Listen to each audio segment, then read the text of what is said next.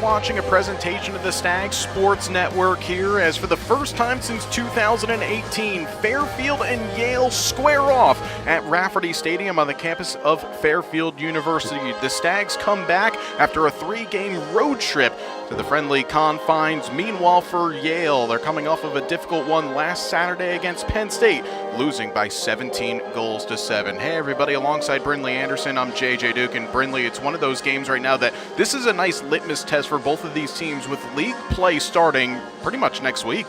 Fairfield excited to be back at home, a place they went 8-0 at Rafferty Stadium in 2025. Only one home game in the calendar year 2026. That was a loss at Brown, so Stags excited to be back at home. Let's take a look at our players to watch for today's game. And first off for Yale, the outstanding sophomore attacker in Connor Gately.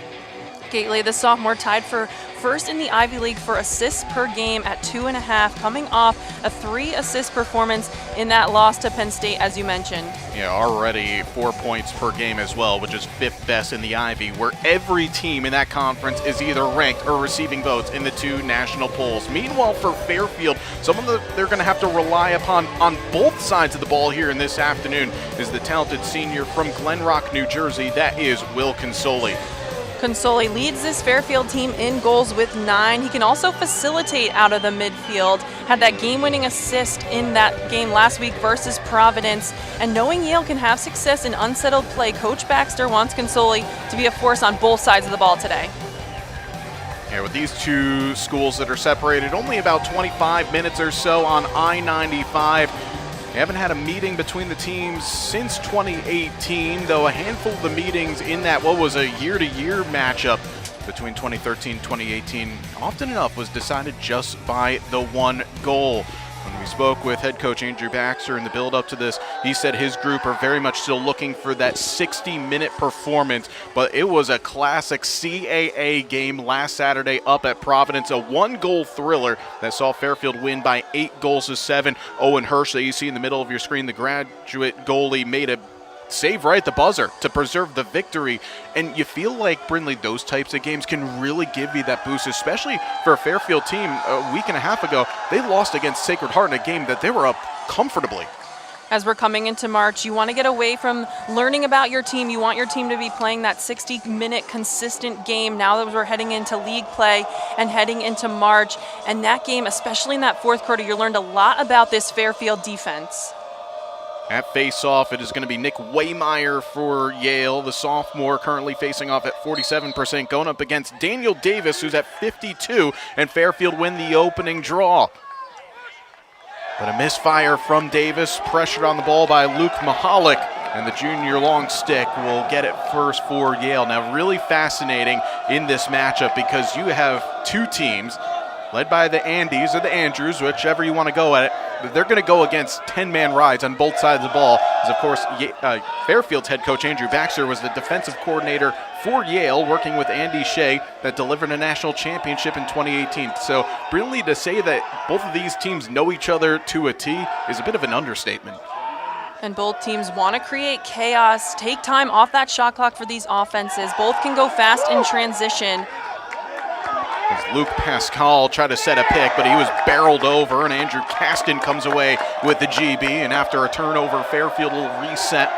So you talked about the chaos. Fairfield loved that style of play, especially with the subbing game that they have, trying to make this a bit more up-tempo. Meanwhile, for Yale, once they get into their 6-on-6, they need to cycle the ball and have players like Moynihan as well as David Anderson get touches in good scoring areas. There's Jeremiah Wade, the sophomore from Peterborough, Ontario. We'll go with Consoli, the senior with 16 points on the year.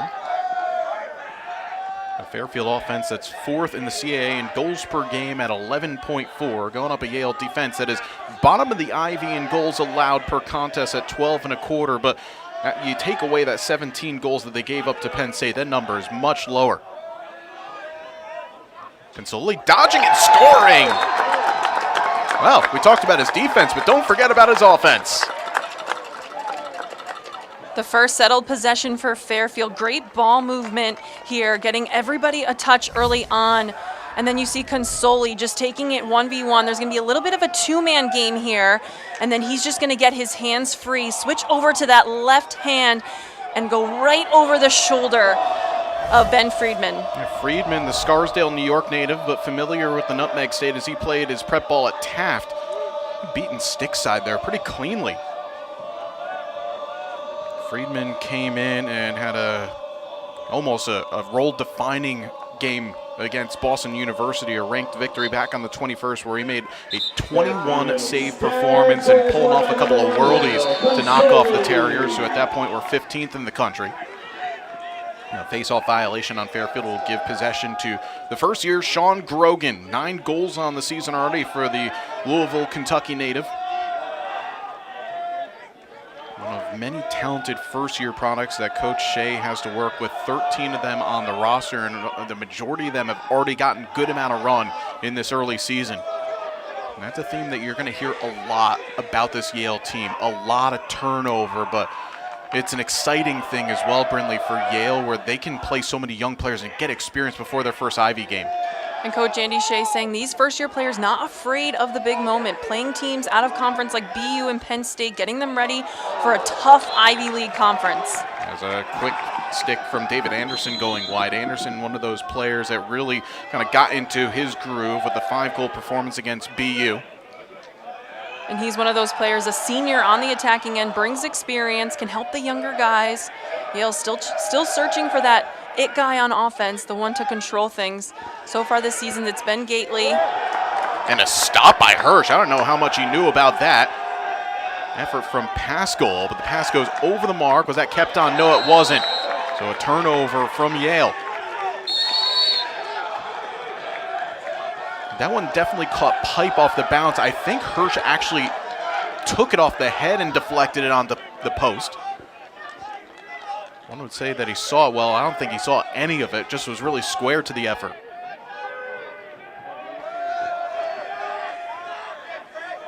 John Akupski will work it out wide to Rob Moore.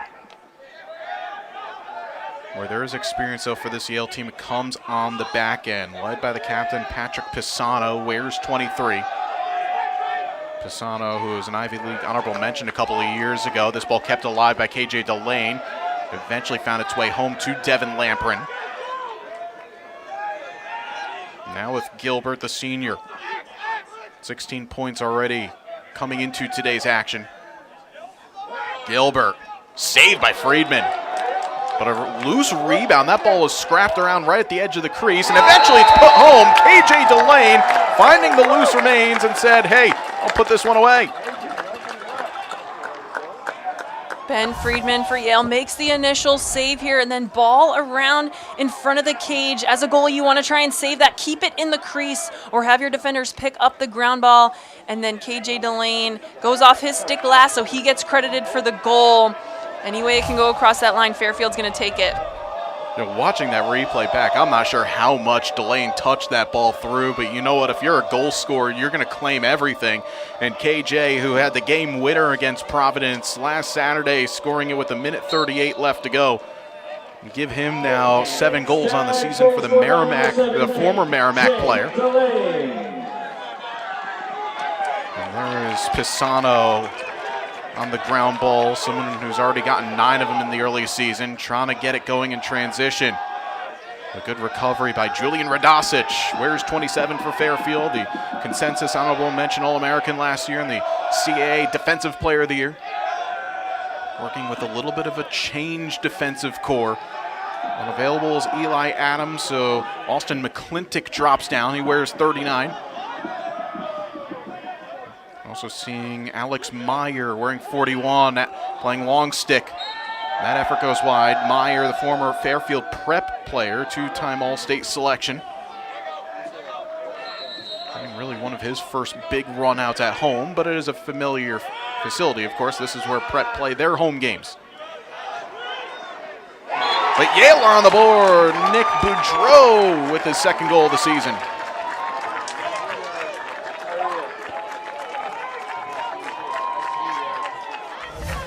Nick Boudreau, great move here at the top of the 8-meter. He's going to come over to his left, feel the defense, go over there, and then switch over to his right. And that shot had so much heat off stick side of Hirsch. This Fairfield defense had to play a lot of defense against Providence in that fourth quarter, came up with some big stops. But it seems now Yale settling into their offense a little bit. And Boudreau's one of those players. He is listed as a senior, Brindley, but he's very much, you can almost incorporate him into that first-year group purely because he just didn't have many opportunities to play over his previous 3 seasons. A combined 5 games played up until this year, but now he's featured in every game. As a face-off violation will give possession back to the Stags. Luke Patchen wearing 29, previously CAA All-Rookie selection after scoring a pair of goals in the season opener against Lehigh. Patchen from the alley, forced wide by Friedman. That was a really awkward one for the goalie. It was at that hip area, which for a goalie usually is that hardest place to stop. He doesn't know if he should go low or drop his stick. Seems like he got that with the bottom part of his stick. But after a couple of nervy moments for Ben Friedman in goal, he is tightening it up a bit. You see him there towering at 6'2". Didn't see the field at all last season, but seemed to have taken the #1 spot from Hugh Conrad, who started the season against Army. But it's been Friedman's net ever since. But when I spoke with Coach Shea a couple of weeks ago before that BU game, it's a really good goalkeeping competition. Everyone pushing each other right now. A turnover from Fairfield, so the Stags will put on their 10-man.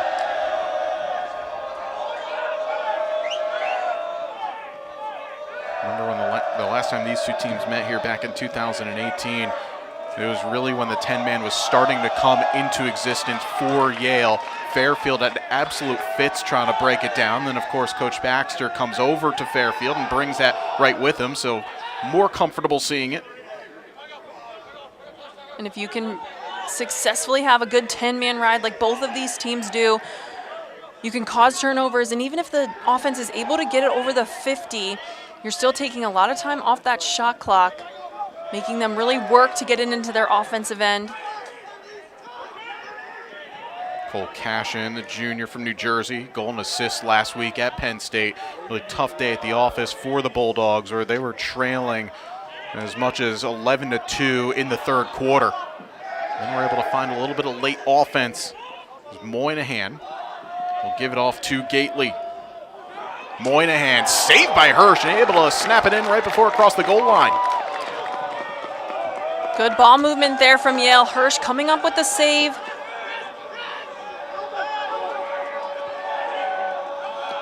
Fairfield, yeah, really comfortable breaking, and now they're going to move. It's Radosic, just high. Oh, Julian Radosic, not afraid to be the trailer in that situation. Had a goal last year, looking for his first of 2026.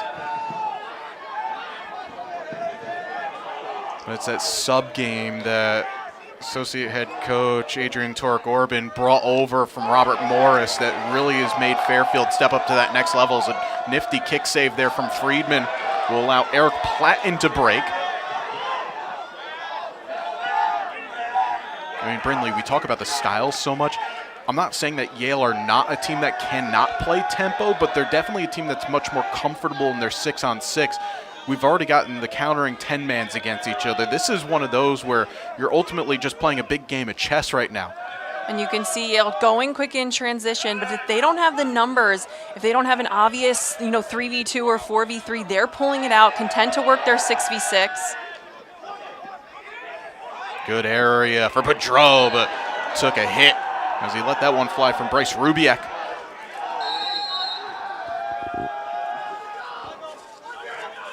Grogan trying to create for himself. Now cycled back. Cole Jackson. A couple of goals against BU in that emphatic victory. He was the one that actually really set the tone for Yale in that 16-11 result. Anderson, that pass behind, and again, Fairfield are going to look to push tempo here. It's Caston. Doesn't have many numbers, so Wisely will just slow it up. Now, Fairfield are a team that have really jumped out to good starts this season, outscoring their opponents, including in this first quarter, 15-10. Yale are a team that they kind of need to have a good first have to get them on their way. Fairfield have really struggled down the stretch of games this season, so both of these teams putting an onus and getting out to that quick start.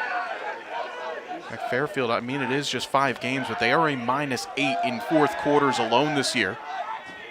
That included that big run against Manhattan a couple of weeks ago. What a finish by Jeremiah Wade. That was taken from some way out, but Fairfield restore their 2-goal lead. We see this Fairfield team settling into their 6v6. Wade, so much time and room. He's going to have a long isolation dodge, content to walk it up, and then that change of speed, change of direction, gets his hands free and just rips it low off stick side of Friedman. Wade entering now today's action with 4 goals. Player that just played in 5 games at all last year, scoring twice in the victory against Hampton in CAA play. Will actually be Fairfield's first league opponent this year on the 15th as a face-off win from Daniel Davis. Really stayed consistent over the course of this season. Now Davis in his junior campaign came in kind of the midway portion of last season due to some injuries from Dylan Smith. Davis ended up face-offing at 55% to close out the campaign. Fairfield have had a good lion's share of the possession in the first 10 minutes. Rob Moore, a hat trick in that crazy game against Sacred Heart back on the 18th, where Fairfield allowed an 8-goal run from the Pios, ultimately falling just by a goal at 13-12.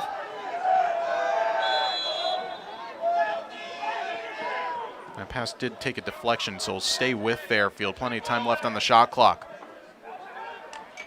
That one rings off the pipe. Clean rebound to Gilbert.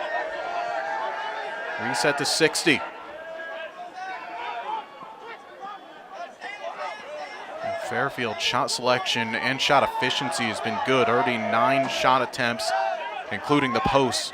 There's only been 1 shot, and that was from Radosic. That hasn't either hit the goalie, hit the post, or gone in. Until that deflection, good active stick from Grayson Thompson. That was something that we spoke about with Coach Baxter, specifically towards the likes of Devin Lampern, who has had a little bit of a struggle in the early season, despite with his 8 goals, shooting at 17%. Great catch by Akupski, better save by Friedman. And now here comes Yale. They've got numbers. Grayson Thompson leading the pack. It's a 4-on-3. Thompson, the feed, and the score from Connor Gately.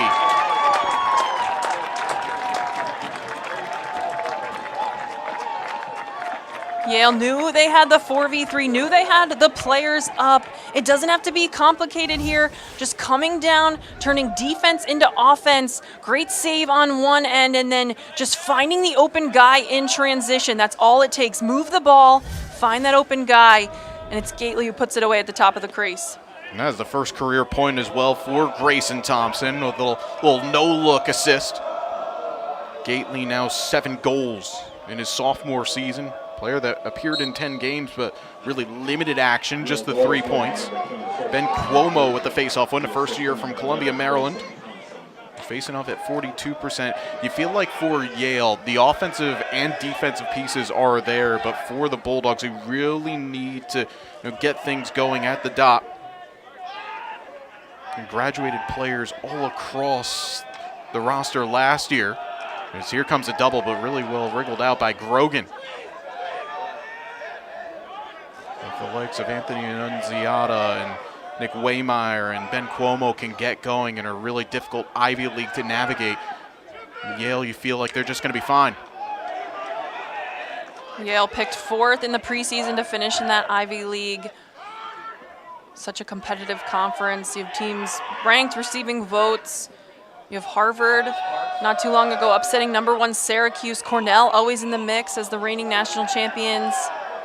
And right now, across the different polls, there's 3 of the 7 Ivies that are inside the top 10. There's a flag that comes out, so a man-up opportunity for Yale. And this Yale man-up unit has not gotten a lot of run this season, but when they have gotten their opportunities, they've been good at 3 of 5 this year. As this is going to be a 1-minute slash on Radosic.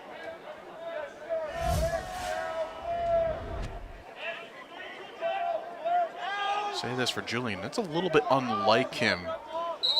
Discipline penalty there as he tried to make a play on the ball but missed.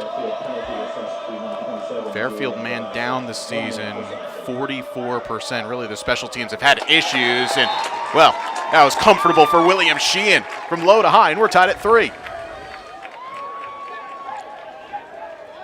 In a man-up offensive possession, you want to let the ball do the work. Seemed as though the Fairfield defensive unit wasn't ready here, or was just a good cut, letting the ball do the work behind, changing levels. And he's wide open in front of the crease. That's Sheehan. And I think with losing Radasic, who would probably be a focal point on the man-down defense, but he's off, and I think you hit it perfectly. Fairfield were just not ready for that. So a 2-goal run for the Bulldogs, tying things at 3. And Cuomo with another face-off win, 4-year letter winner at Calvert Hall. Close to 700 career face-off wins during his time in his prep days.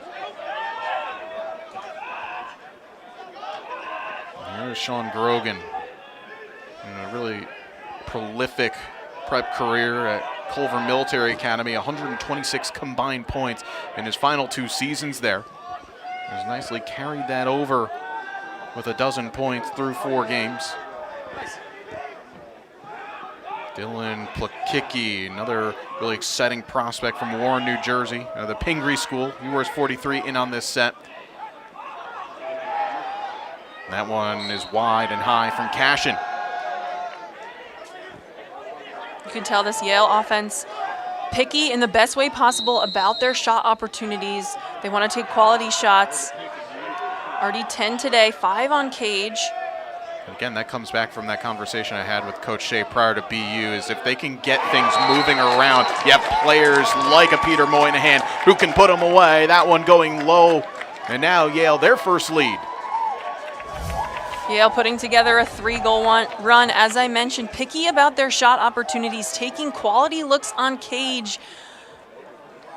It's that sliver of space right under the goalie's stick. They're able to find it. And that was Blakicki with the feed, his 3rd assist already this season.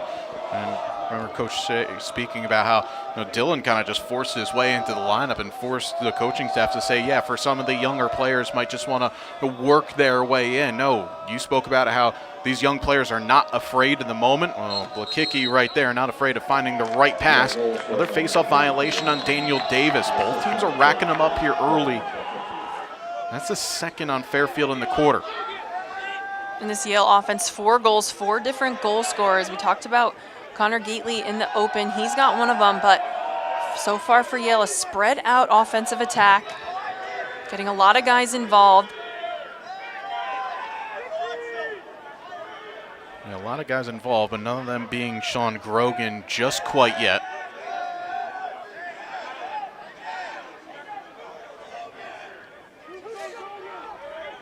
About a 20 or so second differential game to shot clock, so Yale will have a full possession here. That's why you see the Bulldogs right now very comfortable in working the clock. Here is Blakicki.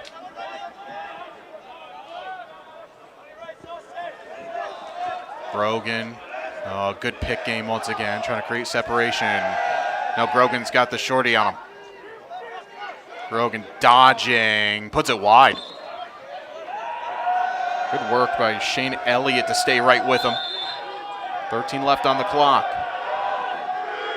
Blakicki putting that one wide. And it's going to be Julian Radasic who won the race. 23 seconds, so plenty of time for Fairfield to get a look. Really good recovery defense from Fairfield in a couple of spots. And now Consoli. He's looking right at the scoreboard here at Rafferty Stadium as Consoli bounces it from another area code. My goodness.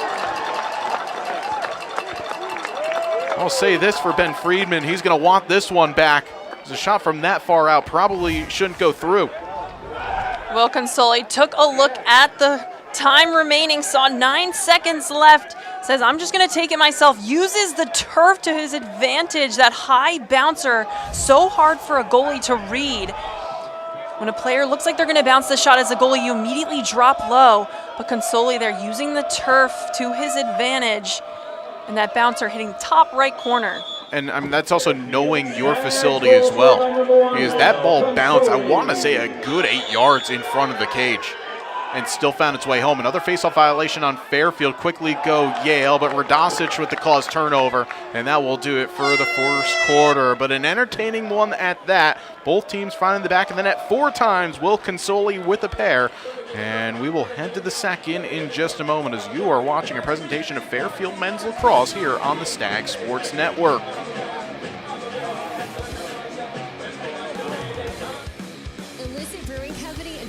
Connecticut has everything you need for a night out. Dozens of house-brewed draft beers, guest taps, a full bar, live entertainment, dozens of TVs to catch the game, a speakeasy and game room, brew pub-style food offerings, and more. This commercial isn't long enough to show you everything Illicit has to offer. So come see it for yourself. Illicit Brewing, 111 Blackrock Turnpike in Fairfield. IllicitBrewing.com. Why is the U.S. ski and snowboard team proud to have Headlam as their official non-alcoholic beer sponsor? Because when you're bombing down a mountain at 100 miles per hour with only spandex and lip balm for protection, you definitely don't want to buzz. You want cold, crisp, great-tasting American beer without the booze. Because staying upright is kinda important, right? Headlam, brewed to be wild.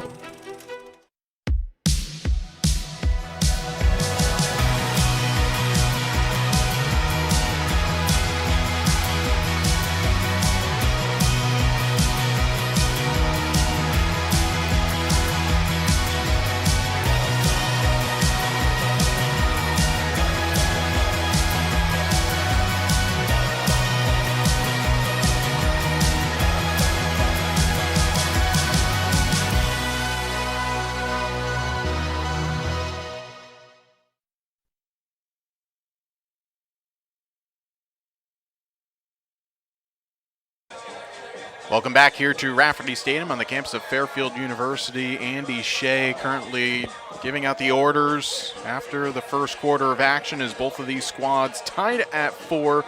Coach Shea now in his 22nd season at the helm of Yale men's lacrosse, just a handful of wins away from 200 in his career. But of course, familiarity across these two squads because on the opposite side, Andrew Baxter now a handful of wins away from 50 with Fairfield, and we spoke with him before, and he was really excited for the opportunity to have this game back on the schedule. Brindley, and it just seems right that Fairfield and Yale, two teams towards the top of their respective conferences, you want this game to be played right before league play begins. And this was a series that ended in 2019, but before that played every year from 2013 to 2019, or 18, excuse me. And a lot of those games, as you mentioned early on, going to overtime, or close games, always a battle between these two. It's another face-off violation on Fairfield. That is the 4th that they've already had in this game. Daniel Davis is really trying to jump that count and time it perfectly, but he has been whistled now 3 times. And it will be Yale to possess. And yeah, of course, when you have the opportunity with these two schools really only 20, 30 minutes from each other, both playing at a high rate, and it's not one of those where you don't want to face a team where you drop down the standards. You want to push your own standards while seeing the opponent push you as well, and it just makes sense for these teams to play. And of course, with it being really close to each other, you expect to have a good turnout here.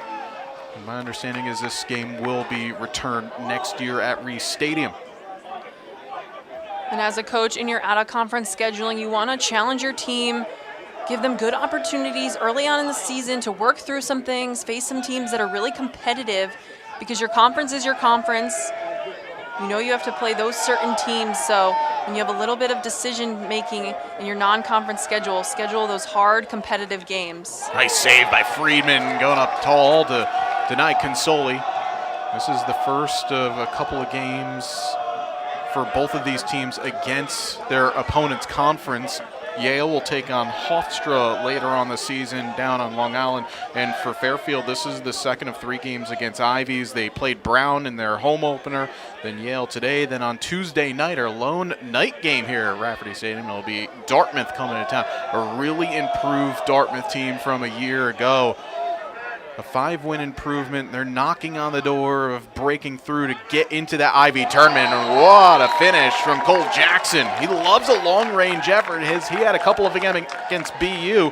Now he gives Yale the lead. Cole Jackson getting on the scoreboard, that long sweeping dodge. So far, both teams liking the isolation dodge, just letting their guys beat their matchup 1v1. That long dodge sweeping across. As a left-handed shooter, that can give you a lot of momentum. Even though your body is going toward the sideline, if you can move your stick over across your body, you can get a lot of power on that shot. For a native of California, Cole Jackson trying to bring the hot stick over here to the East Coast. Now 5 goals on the season. Played in 10 games, but played sparingly in those competitions. Scored against Denver and Dartmouth last year. As Fairfield getting a win from a shorty in Andrew Casson, though Coach Baxter really stressing the importance of wing play at faceoff today. As Radosic just bullying his way right through Gately. Fairfield are asking for an offside on Yale. They're not going to get the call, but regardless, great strength there from the junior.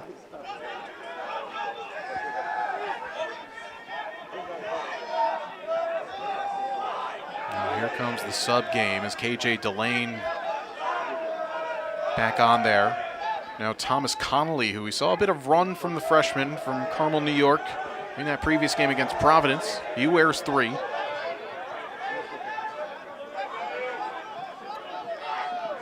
Here is Connolly, goal line extend.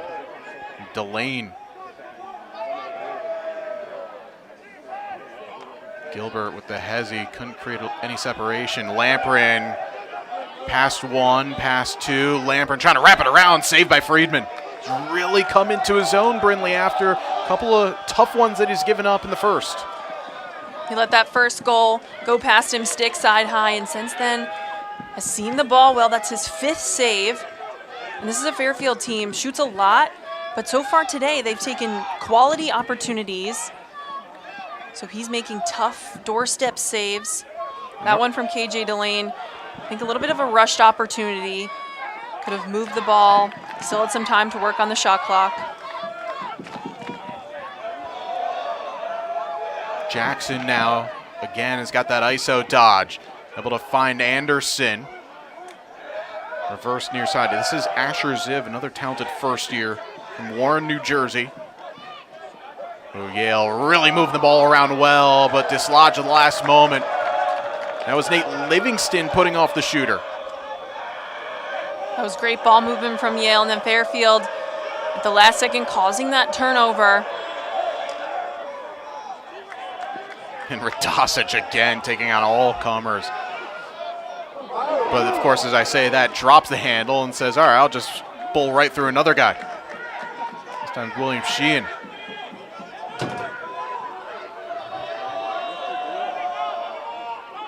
It's funny, off your picture, Radosic kind of just shaking his head saying, what just happened there?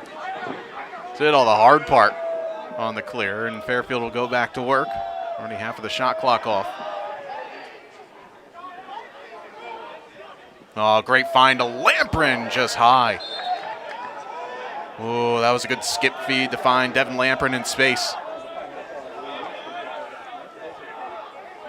One of the things Coach Baxter was speaking about pregame is that they're really working on Lamprin, just trying to slow the game down for him. He's a high volume shooter, but sometimes he's just instinctual. You want him maybe to think about the shot selection, put in a lot of work this week. That was his first main effort. It was Fairfield will keep it with 18 on the shot clock.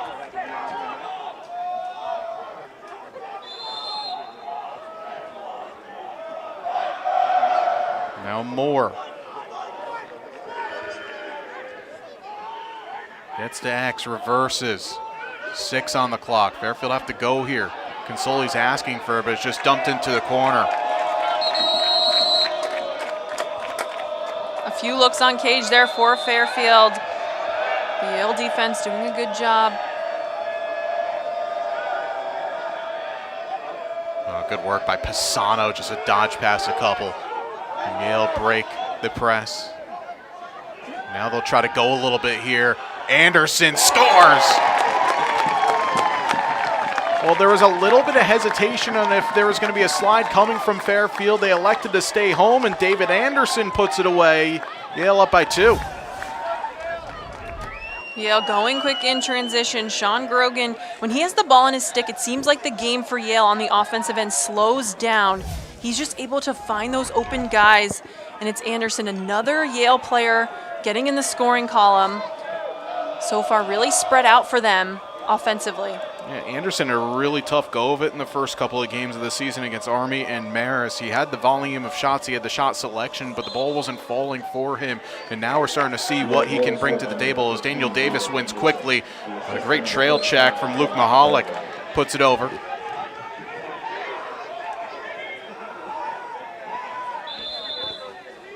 Face off right now, Yale leading 7-5 in that area. Yale are on the move right now. Scores of 5 of the game's last 6 goals. Fairfield with a shot clock violation in their last possession.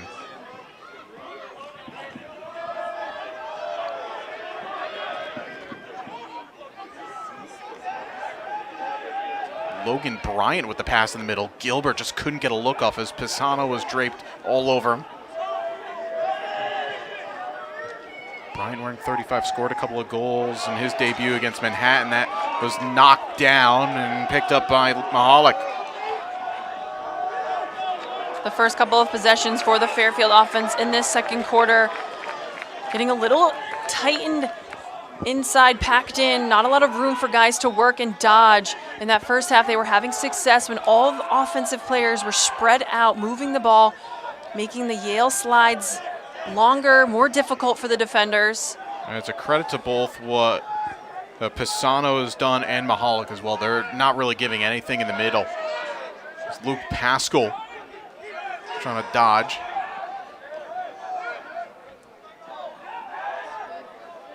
And you see where you're speaking about just the contrast of what Yale are trying to do. They're happy spreading the field, making play open. Pascal's asking for it in the alley. He gets it. Still Pascal goes on and scores. Luke Pascal, goal number 6 on the season. Another Yale Bulldog getting on the scoring column. This time it's Pascal. This is just a hard 1v1 dodge. Contrary to the Fairfield offense, this Yale offense is spread out. So you see here, he's just going to go to work. The slide not able to come, and then just a hard bounce shot. That's what that spread out offense looks like. You give guys room to work, give them opportunities to go and beat their 1v1 matchup, especially when it's a short stick defender. Luke, you saw him just asking for it immediately in the alley. Took him a little time to get going. Eventually put it away. Both siblings in action as Luke's older sister, Emmy. Yale women's lacrosse are still unbeaten on the season, taking on Columbia up at Reese Stadium. Emmy Pascal, one of the best defenders, arguably in the country coming into the season. The captain. Yale women with a huge win over Michigan. Team that was ranked inside the top 12 at the time they beat them. Oh, great control by Consoli. Lost his balance but kept it on. I feel like for Fairfield now they need to find a look, whether it's Consoli or Lamprin triggering. Jeremiah Wade, who had the scoring started for Fairfield. He is hustled and hurried by 49. That's Eric Platten. One of those pulls that have locked it down here in the second quarter for Yale. Nice dodge, but Friedman with the rejection. And again, Yale trying to push tempo. Platten able to keep it alive. Still he goes on. The bouncer is high and wide.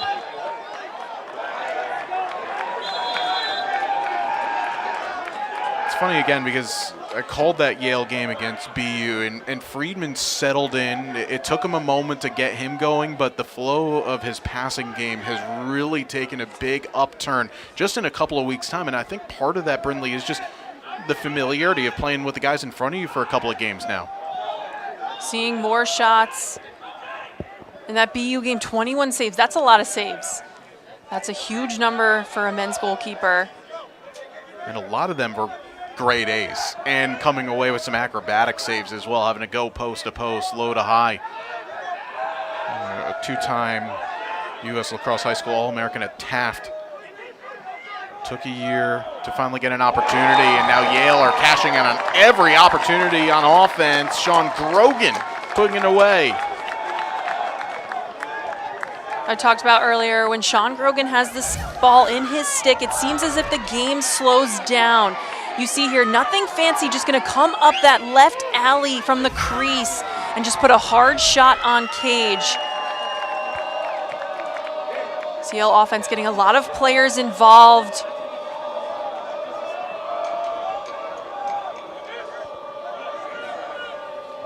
A little bit surprised that Fairfield are not electing to use a timeout right now just to try and reset some things.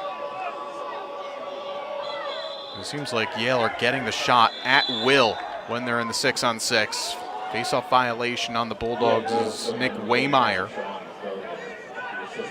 Seems in the second quarter the Yale offense has found their rhythm, and on the flip side this Fairfield offense has gone a little bit stale. Haven't gotten too many good shot opportunities on cage, and when they have, Friedman's been up to the task. Consoli goes quick and scores. That wraps up his hat trick. It's funny, again, when you talk about a leader who leads by example, sometimes you just have to be a human eraser and erase a bad run and start one of your own. Similar to the way the first quarter ended, it's Consoli with the ball in his stick. He's just going to take it himself, a hard dodge. The team leader in goals for this Fairfield offense. That long sweeping dodge. The Yale defense not set. That's where I think this Fairfield offense can have success. Go in transition, go in those unsettled opportunities when the Yale defense isn't set up in that 6v6. It's a risk, though, especially, it's a 3-goal game at this time, but if you come away with a couple of really quick, empty possessions, especially with 5 minutes left to go in a quarter, and then all of a sudden Yale just settle into their rhythm, and they're scoring at will at the moment, I know what you're saying, and it is the right thing. You have to make it as chaotic for Fairfield. If you're going to do that, boy, you better create grade A's. One of the things Coach Baxter talked to us about, playing a 60-minute game. This Fairfield offense came out hot, scoring 3 goals in that first quarter. And Will Consoli just keeps on scoring. I mean, this is right now a man that is literally putting the team on his back at the moment. After Yale putting up a 4-goal run, he's put up 2 of his own. Consoli, the one-man wrecking crew. He's just winning his 1v1 matchup. He's drawing a short stick. You see here, he's just going to be patient. He's going to work to his right, work to his left. And a lot of his shots today and his goals have come far out, those distance shots. He's able to put it away from range. The first time he's gone for 4 in a game this season. He had a 4-goal, 3-assist day away at Delaware last year. In the final season that Delaware was in CAA men's lacrosse. A player that's now gotten 80 goals in his career. Ground ball kept alive by David Anderson. That was a big ground ball right there because you feel like if Fairfield had won that, chance to cut it back to 1.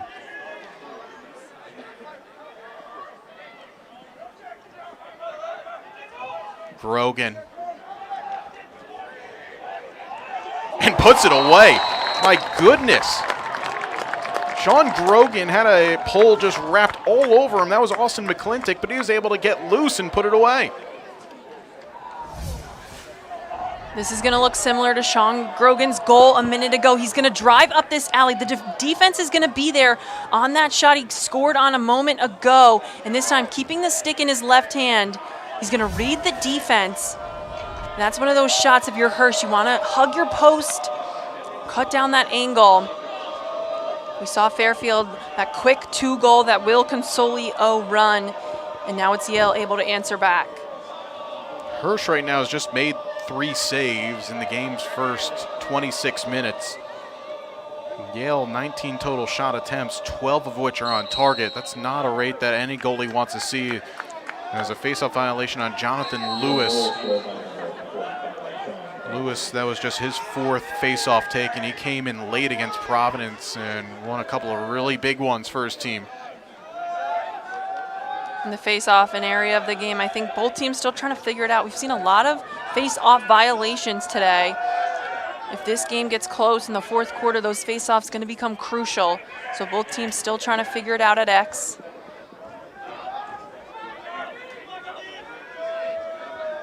Comes to this near alley for Cashin. Able to get some separation and scores. He took on 3 defenders, but Cole Cashin puts it home, and Yale restore that 4-goal lead. 2 quick goals from Fairfield, and then it's Yale answers back with 2 of their own to regain that 4-goal lead. Yale's had success on these 1v1 dodges. Their offense is spread out, allowing guys to work, and none of these Fairfield defenders were able to put a body in front of him and able just to take that hard 1v1 dodge to cage. If you're Fairfield, you want to close those double teams, not allow a guy to run through. Instead of using your sticks to try to stop him, use your feet, use your body. And Yale with the win on the face-off by way of Anthony Annunziata.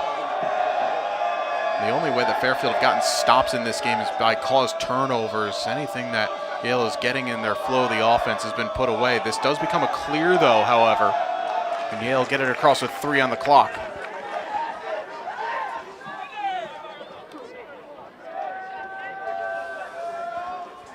Right now, if you're Yale, you know that the offense is clicking. You can manage a bit of the time right now. 3 minutes left. Jackson, great reversal, but a miscue from Anderson, and Fairfield let off there. Well, ultimately, for a Fairfield team that has struggled in this second quarter, got outscored 17-12 in games previously. And then 6-2 in this one. If you can get it to a 2-goal game before halftime, you might have something to go with here. Is a timeout is going to be taken by Fairfield with 2:39 left to go. Timeout, Fairfield. And we'll step aside with them. Back in a moment here as you're watching Fairfield Men's Lacrosse on the Stag Sports Network.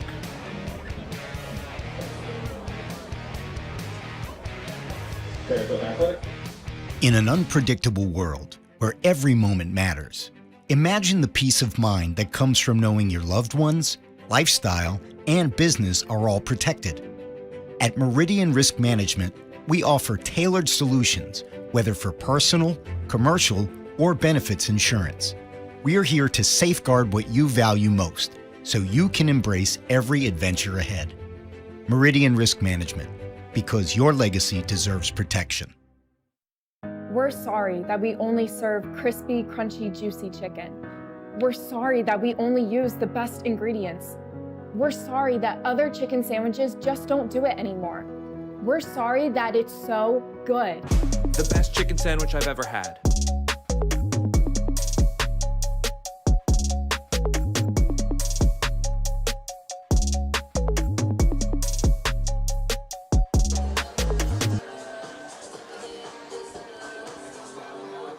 Fairfield calling a timeout with 2:39 left in the second quarter. Getting outscored 6-2 here in this period alone. Brindley Anderson, what would Coach Andrew Baxter trying to be cooking up right now to get his team back to a 3-goal game? First off, I really like this timeout from Coach Baxter, feeling as if this possession with 2:39 left in the half, really important. It's a good chance for Fairfield to inch closer as a Yale offense, kind of slow them down, slow the game down. I think if you're Fairfield, go to Will Consoli. He's had the hot hand today. 4 out of the 6 goals have been Consoli just taking on his 1v1 matchup. And I think if you're Fairfield too, talking that timeout, keep the offense spread. Allow guys to go to work, give them time and room. I think definitely going to Consoli here.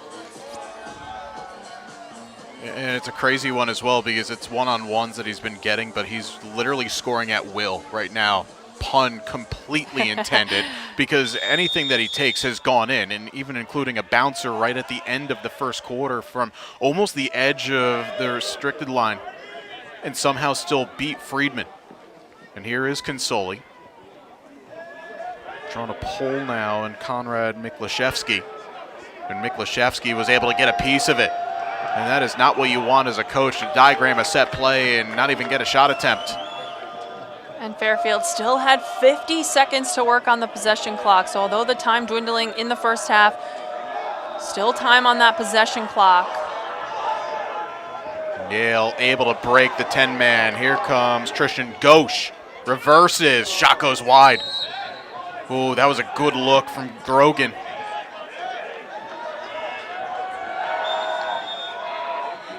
One would think, does Andy Shea call a timeout here to slow things down? Frankly, I don't think there's any need for him to do it because his offense have gotten the looks. Do not need to change a thing right now. Cash and dodging, draws the double. And Hirsch makes a save. Coming up to deny Pascal on the effort, and boy, did Owen Hirsch need that one. That looked almost identical to the last couple of goals Yale's have scored.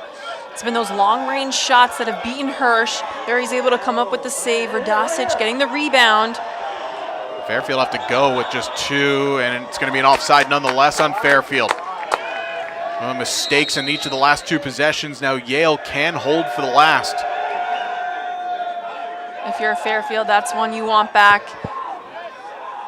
Unforced turnover. And there's an 8-second differential game to shot clock, which means the shot clock becomes irrelevant at this point. Yale can hold for the last. I think the referees are looking around at Coach Shea and his staff, but just be wise to play this out here.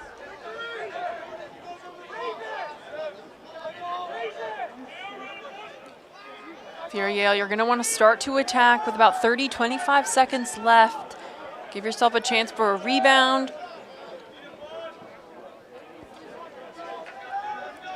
Pascal will wait. Yale are attacking to the end with the scoreboard, so they'll see exactly how much time is left on the game clock. Pascal's going to wait till 15. Now he makes his move. Dodging up against Janikowski. 10 seconds. Gately probing, looking for anything with 3. Gately's got to go, puts it wide, and that's going to do it. Felt like that possession just took a little too long to get going for Yale, but nonetheless, after the teams exited quarter number 1 at 4-4, Yale going on a 4-goal run to find some breathing room, and they're spreading the ball nicely all the way around. Sean Grogan leading the way with 3 points in the first half, and they lead Fairfield 10-6. We step aside for halftime. Be back in a little bit. So you're watching a presentation of the Stag Sports Network.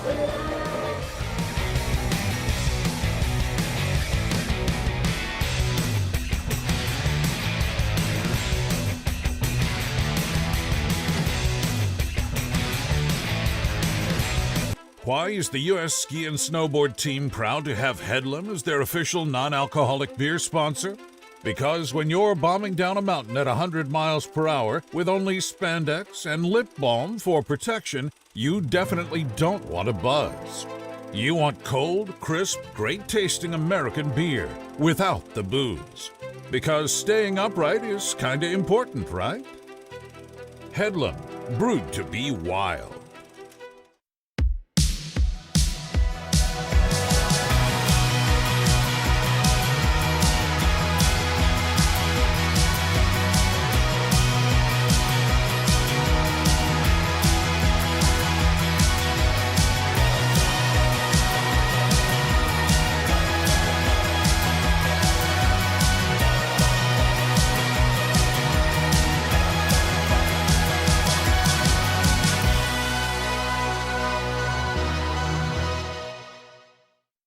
In an unpredictable world where every moment matters, imagine the peace of mind that comes from knowing your loved ones, lifestyle, and business are all protected. At Meridian Risk Management, we offer tailored solutions, whether for personal, commercial, or benefits insurance. We are here to safeguard what you value most, so you can embrace every adventure ahead. Meridian Risk Management, because your legacy deserves protection. Illicit Brewing Company in Fairfield, Connecticut has everything you need for a night out. Dozens of house brewed draft beers, guest taps, a full bar, live entertainment, dozens of TVs to catch the game, a speakeasy and game room, brew pub style food offerings, and more. This commercial isn't long enough to show you everything Illicit has to offer. So come see it for yourself. Illicit Brewing, 111 Black Rock Turnpike in Fairfield. IllicitBrewing.com. And move your right foot. There you go. This young girl's breakthrough, just being a You kid, got this. was made possible Nice. by another breakthrough. The discovery of a game-changing drug that's delaying the onset of type 1 diabetes for years to come. That's the pioneering research of Yale School of Medicine delivered through Yale New Haven Health. Together, we're powering breakthroughs with the greatest of care. Why is the U.S. ski and snowboard team proud to have Headlam as their official non-alcoholic beer sponsor? Because when you're bombing down a mountain at 100 miles per hour with only spandex and lip balm for protection, you definitely don't want to buzz. You want cold, crisp, great-tasting American beer without the booze. Because staying upright is kinda important, right? Headlam, brewed to be wild.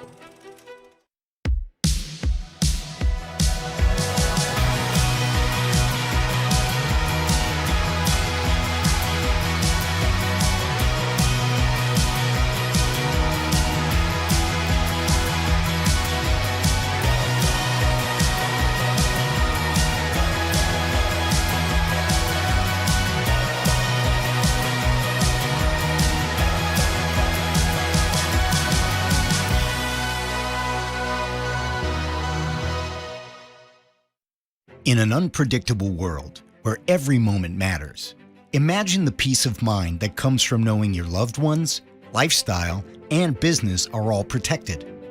At Meridian Risk Management, we offer tailored solutions, whether for personal, commercial, or benefits insurance. We are here to safeguard what you value most, so you can embrace every adventure ahead. Meridian Risk Management, because your legacy deserves protection. Illicit Brewing Company in Fairfield, Connecticut has everything you need for a night out. Dozens of house brewed draft beers, guest taps, a full bar, live entertainment, dozens of TVs to catch the game, a speakeasy and game room, brew pub style food offerings, and more. This commercial isn't long enough to show you everything Illicit has to offer. So come see it for yourself. Illicit Brewing, 111 Black Rock Turnpike in Fairfield. IllicitBrewing.com.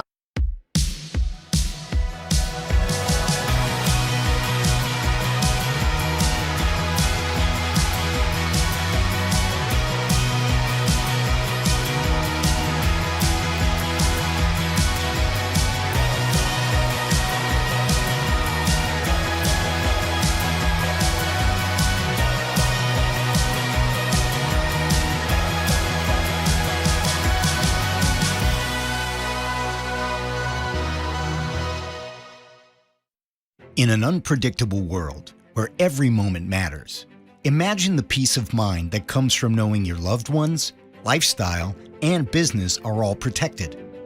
At Meridian Risk Management, we offer tailored solutions, whether for personal, commercial, or benefits insurance. We are here to safeguard what you value most, so you can embrace every adventure ahead. Meridian Risk Management, because your legacy deserves protection. Illicit Brewing Company in Fairfield, Connecticut has everything you need for a night out. Dozens of house brewed draft beers, guest taps, a full bar, live entertainment, dozens of TVs to catch the game, a speakeasy and game room, brew pub style food offerings, and more. This commercial isn't long enough to show you everything Illicit has to offer. So come see it for yourself. Illicit Brewing, 111 Black Rock Turnpike in Fairfield. IllicitBrewing.com. And move your right foot. There you go. This young girl's breakthrough, just being a You kid, got this. was made possible Nice. by another breakthrough. The discovery of a game-changing drug that's delaying the onset of type 1 diabetes for years to come. That's the pioneering research of Yale School of Medicine delivered through Yale New Haven Health. Together, we're powering breakthroughs with the greatest of care. Why is the U.S. ski and snowboard team proud to have Headlam as their official non-alcoholic beer sponsor? Because when you're bombing down a mountain at 100 miles per hour with only spandex and lip balm for protection, you definitely don't want to buzz. You want cold, crisp, great-tasting American beer without the booze. Because staying upright is kinda important, right? Headlam, brewed to be wild. Welcome back here to the Stag Sports Network, and today's broadcast is proudly supported by Robinson's Painting, a proud partner of Fairfield Athletics. From interior refreshes to full exterior transformations, Robinson's Painting delivers expert craftsmanship for homes and businesses across Fairfield County. To learn more or request a quote, call 203-372-1123 or visit robinsonspaintingct.com, and appreciate Robinson's Painting being a presenting sponsor for today's Fairfield's men's lacrosse game. Halftime here between Fairfield and Yale. The Bulldogs going on a 4-goal run to begin the second quarter and opening up a 4-goal lead over Fairfield, with the Stags coming into this one winners of 2 of their last 3. Alongside Brindley Anderson, I'm JJ Duke. Let's take a look now at the highlights from the first 30 minutes, Brindley. And for Yale offensively, it was that man right there, Will Consoli, that really got everything going. The 4 goals for him, but Yale, once they just got their offense clicking, it didn't really matter who had the ball. It was just finding its way to the back of the cage. It was a back and forth for first quarter where we saw Fairfield take a 2-goal lead at 3-1, and then Yale came back to tie it up at 4. And then, it's been Will Consoli for Fairfield on that offensive end. And on the flip side for Yale, 9 different goal scorers. Just Sean Grogan getting the multi-goal effort so far in that first half. 2 goals, 1 assist for him. They've been spreading the wealth, doing it in different ways. They've 10 goals, 5 of them assisted. They've had some where they've just let their guys go to work 1v1.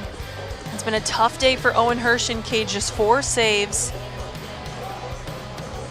Yeah, but key for Hirsch, though, right at the end of the first half, he was able to come up with a stop that one would have to think, okay, if you're having issues in one area, if you can make a save at the end, that's going to build so much confidence going into the second half. As some of the statistics, Yale outshooting Fairfield just by 2 at 23-21. But again, it's been the trouble spots for Fairfield defensively, taking away those grade A looks that have really allowed the Bulldogs to get the advantage. Yale 11 for 11 on clears, Fairfield 7 of 8, and on the face-off side, Yale have won 10 of the 18 thus far.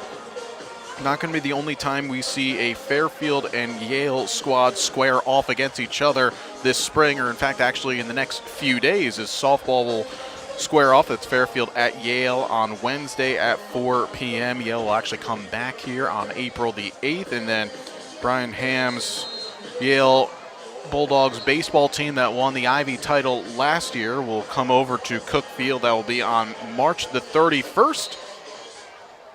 Well, good to see these two schools, especially in the springtime, getting together, and then men's lacrosse reopening the series, the first time that these two programs have met in competition since 2018. Well, we see a day where Fairfield and Yale on the women's side square off. One will never know, but of course those two teams very talented in their own right. We'll get to see Fairfield women tomorrow in action against another ranked opponent. That's going to be the Pioneers, but not Sacred Heart from across town. That will be Denver making the trip across the country. That'll be a lot of fun to see how Fairfield handles themselves against a nationally ranked opponent for the second time this week, as they fell to Army West Point. Big days, of course, for both of these athletics programs. You take a look at Yale's head coach, Andy Shea. So we start with Yale men's basketball, a chance to win the Ivy title outright. It's coming up in just about 1 hour from now. They will play their final game of the regular season. They will take on Princeton at home. Yale women's hockey trying to do something that they've never really ever seen before. Win 18 of 19 to finish off the season. They play in the ECAC championship against against Quinnipiac after putting 7 past Cornell on the semifinals. And on Fairfield side, congratulations to both of our basketball teams getting through the quarters last night. Fairfield men comfortably over St. Peter's, 74-55. It was Brandon Benjamin going up for 26 and 15. And Coach Carly Thibault Dudanis for Fairfield women's basketball picking up win number 100 in just year 4 of her tenure here, as Fairfield a victory over Sacred Heart by 16. Katie Lamoureux, the MAC Player of the Year, doing Katie Lamoureux things of 21 points, 6 boards. It'll be Fairfield with the first possession here to begin the third quarter. Rob Moore not registering a point in that first half. 4 shot attempts, nothing really troubling Ben Friedman in goal. The pass from John Akupski pops straight up into the air, and the fly ball taken by Luke Mahalik.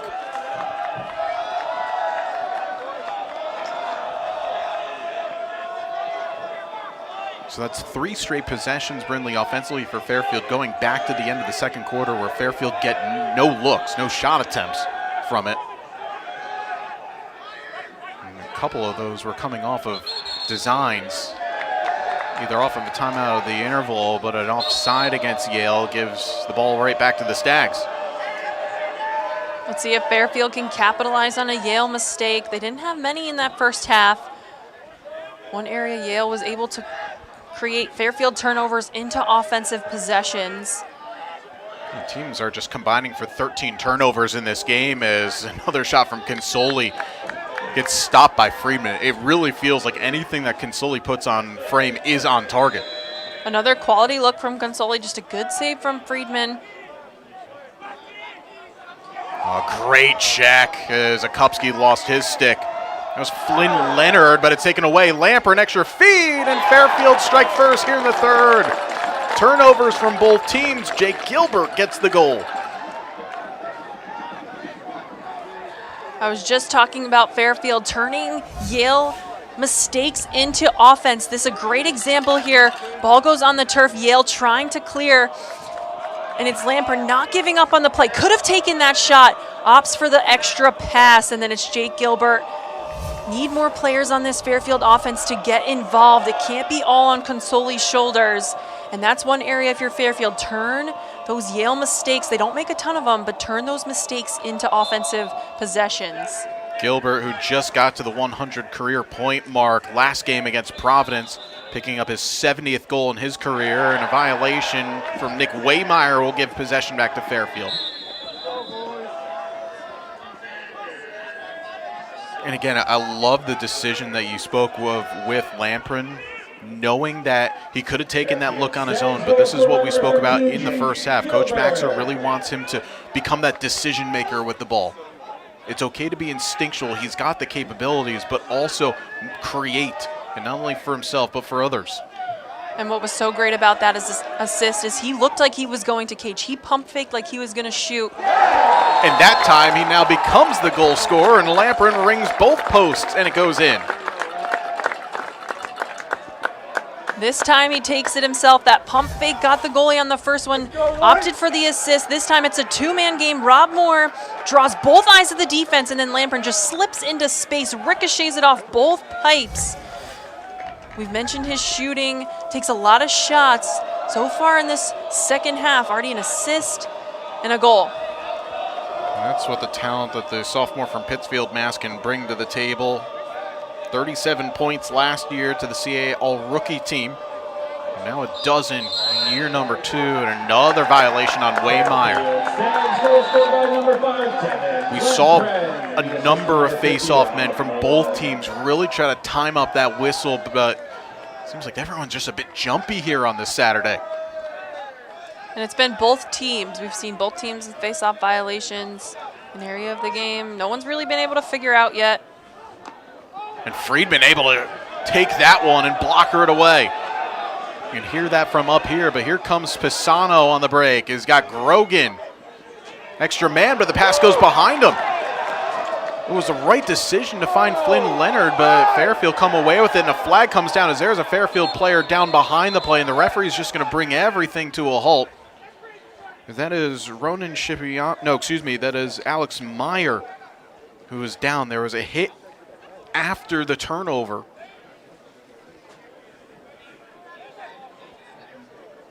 Immediately, the Fairfield athletic trainer will sprint out to the field. We'll take a look at this here. Ooh. That is a high hit to the neck and head area, though. It is good to see that Meyer has gotten to his feet and is able to walk off on his own power.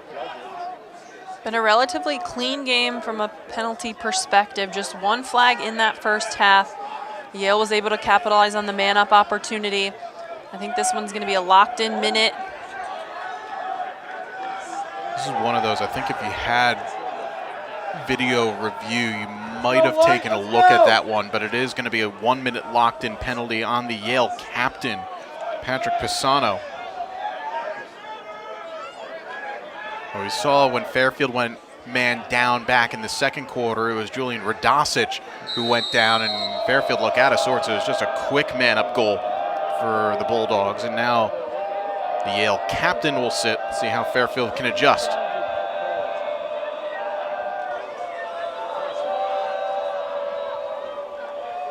Moore on the ball trick that no one fell for, and was able to recover. And a dangerous reverse pass. Fairfield needed just to settle in here. Trying to get a little too cute on their 6-on-5. A save by Friedman. Ooh, that took an awkward skip in front of him, but Consoli able to at least knock it loose. Key ground ball here. That will be Fairfield possession. Oh, Fairfield had the chance to find Lamprin on that wing. I think if they had one more pass, they would have found a better opportunity. And Moore got a grade A look. And it goes wide. In a man-up possession offensively, you want to settle. You don't want to settle at all. You want to find the great opportunity, not settle for the good shot. Find the great shot. There is a player open. Just got to find him. We're now back to even strength. Fairfield still had the full reset. And while Yale kill off the 1-minute penalty to Pisano, Fairfield can still just reset 6-on-6. Plenty of time for them to go to work. Lamprin's gotten a shorty. Lamprin with a no look, but wide. Tristan Gauche on him.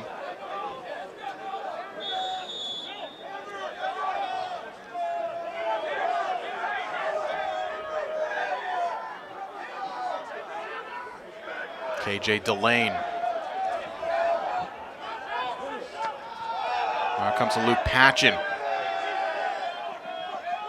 Reverses with the pass low to Consoli. I feel like Fairfield in this extended possession have just been playing with fire with low passes. Now they're going to shoot, and it's a comfortable save for Friedman. Though I kind of say this in whether it's a possession game, so either basketball or lacrosse in this case, when you throw the ball around a little bit recklessly at times, I'm not mad with just the possession ending with a shot, even if it is not a grade A shot, because often enough you see a live ball turnover and then chaos ensues. And that was a Will Consoli shot, a player who Fairfield in that first half, 4 of the 6 goals. So not the worst person to have out there take one, even if it is a low percentage opportunity.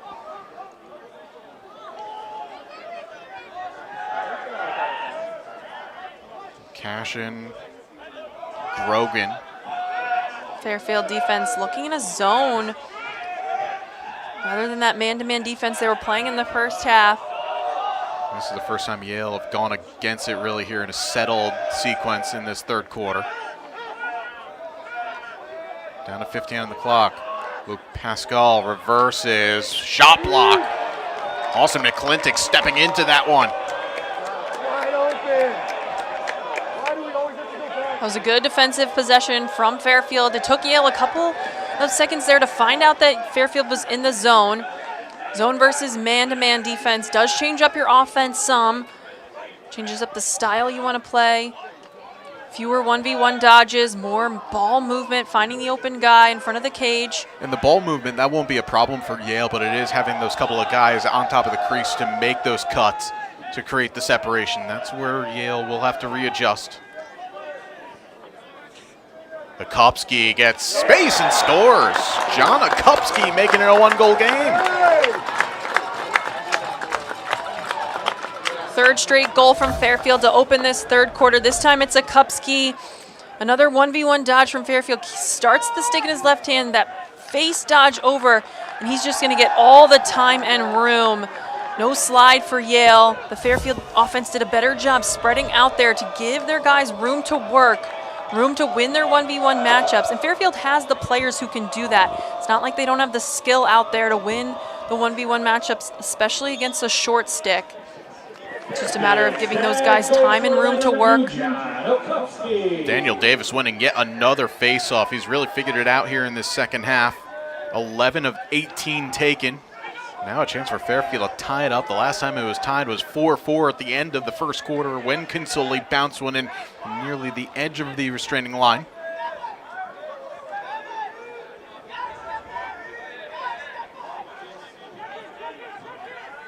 Fairfield rolling through the lines right now. As John Flynn, I believe, has joined the fray. This goes underneath to Delane. KJ dodging. Or excuse me, that was Patchen, not Flynn, my apologies. Consoli.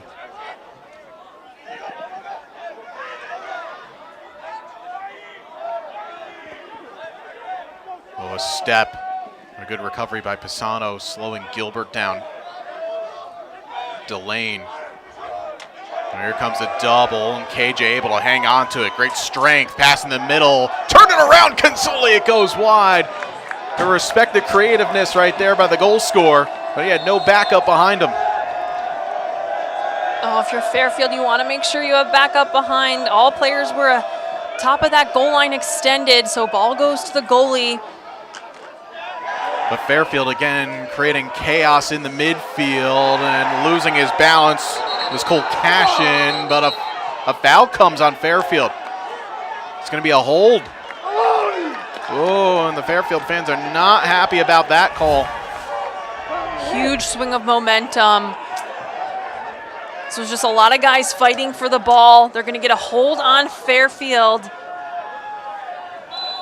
Radosic thought he had a clean ground ball, was starting to head the other way, but it's Yale's going to set up 6v6. I mean, credit Cashin for taking bounces from 3 different Fairfield defenders and somehow kept it on. And now Yale can settle in here. Again, second time that they're going against a zone. No problems for Connor Gately. Second goal of the afternoon for the sophomore and restoring a 2-goal advantage for Yale. Connor Gately, the player we highlighted at the top of the broadcast, just goes hard, 1v1 dodge. You can still do that against a zone, especially from behind the crease. This Yale team leader in points. Usually a facilitator, 3 assists in that loss to Penn State. He was able to draw the pull over from one side. It was Tyler Frampton who was a bit off the crease and allowed that gap to appear. Davis wins yet another, and he's going to go to goal. Davis puts it wide. Daniel Davis has found something here in this second half.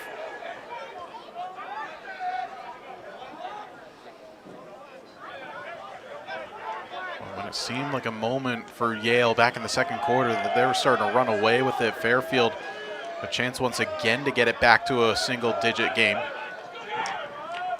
Nice shot block from Pisano. Thomas Connolly got separation, but now here comes Yale. Single digit, it was single digit, just looking for a 1-goal game. That was Fairfield. This one batted out to this near side for Grogan, who's able to keep it on. There's a wise decision. Grogan settling it down. Trying to restore some calm within this Yale group.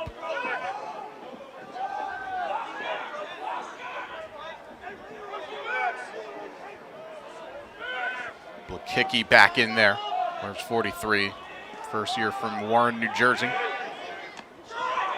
Plenty of space, and Grogan makes no mistake.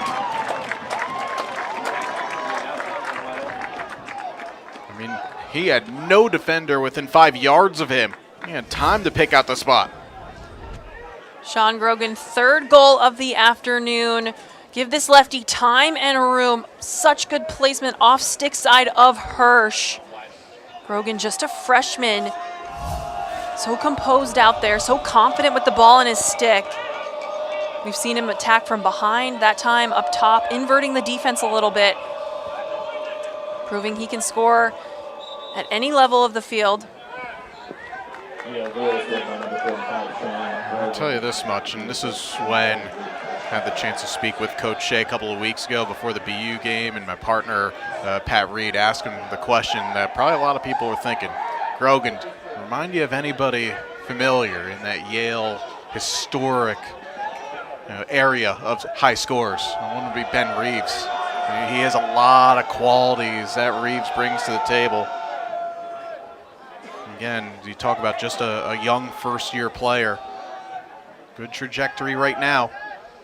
Great pass, Gilbert scores. It's a beautiful find. Give the dime there to, I believe that was Logan Bryant. It was. Logan Bryant setting up this goal so nicely. Great pass from behind the cage to Gilbert. We've seen Gilbert come alive in the second half, his second goal already. The angle of that pass was so acute that I thought for a second that was a shot attempt and not a pass. That was a great feed, great leading pass to Gilbert.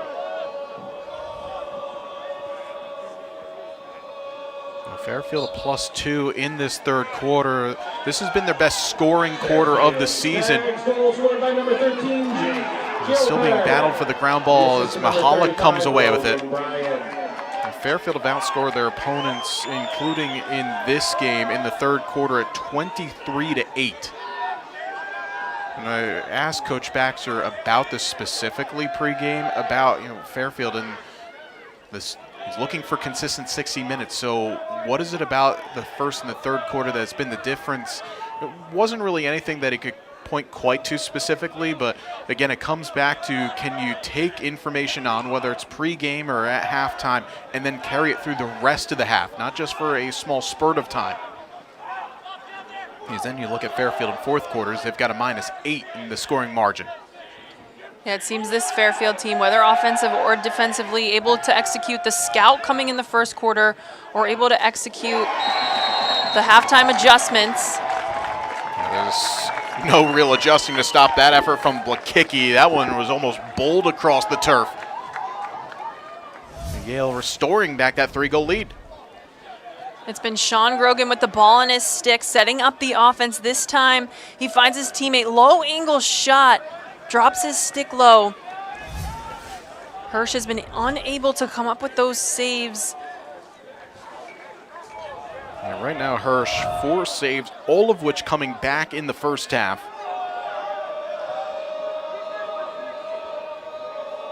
And of the 4 shot attempts that Yale have taken in this third quarter, 3 have been on frame and have gone in. And every time we've seen Fairfield seem to gain some momentum, Yale's been able to answer back in this third quarter. And a great ground ball from Waymeyer. That pass had to be reeled in by Grogan. Now, not to say that this is on Owen Hirsch by any stretch. Look where Yale have gotten and created their shot attempts in this game. They've all come within their system. But at times, you're going to need to have your goalie make a couple of grade A's just to keep you in it. For a period of time, it's actually 5-on-5 as a sub from both teams, very slow getting on the field. Fairfield back in their man-to-man defense here on this possession.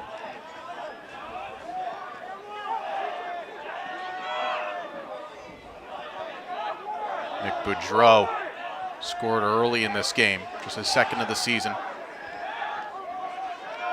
Versus now to Jackson, who's gotten space, puts it wide.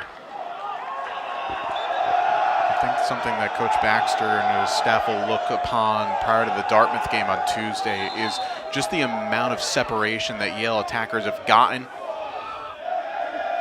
Can you get some more disruption? Can you get or force, in that case, the Dartmouth attackers not to get their hands free, because Yale have gotten them pretty much all day. Under 10 on the shot clock. Pass goes all the way through. This will be just an over. Credit Pisano, he nearly actually got there. And that ball rolling out of bounds actually plays in the favor of Yale. They're able to set up their defense. Yeah, no need for a potential delay of game on Pisano as he was making a play on the ball, just a quick second away from keeping it on.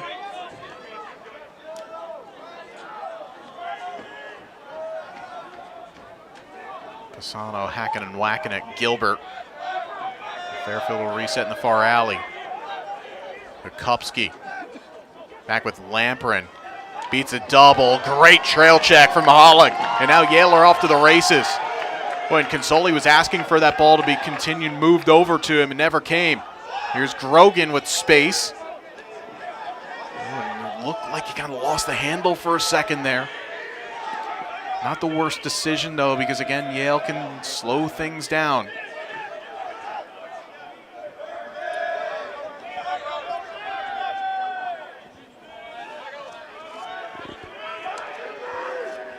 Pascal now goes underneath.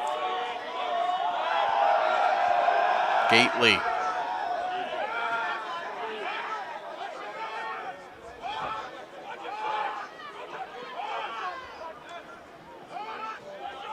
I feel like this possession for Fairfield, they need to get a stop here. The 4-goal deficit going into the fourth is chaseable, but as we've spoken about, Fairfield have not been great in fourth quarters, but a turnover, a violation on Yale, and a break. We saw Fairfield scoring to end that first quarter with not a lot of time expiring. Plenty of time here, just under 40 seconds. And Yale, or Fairfield, excuse me, get the clear. Again, they do not need to rush this possession here. Trying to generate a good look before heading to the fourth.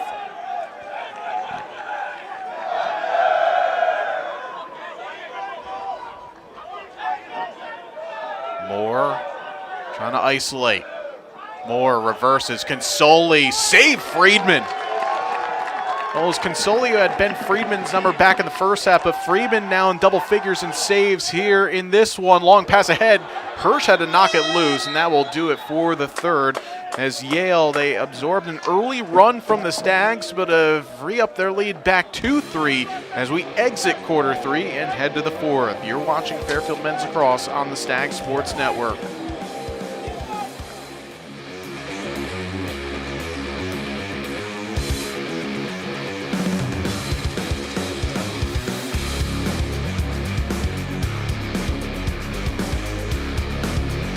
And move your right foot.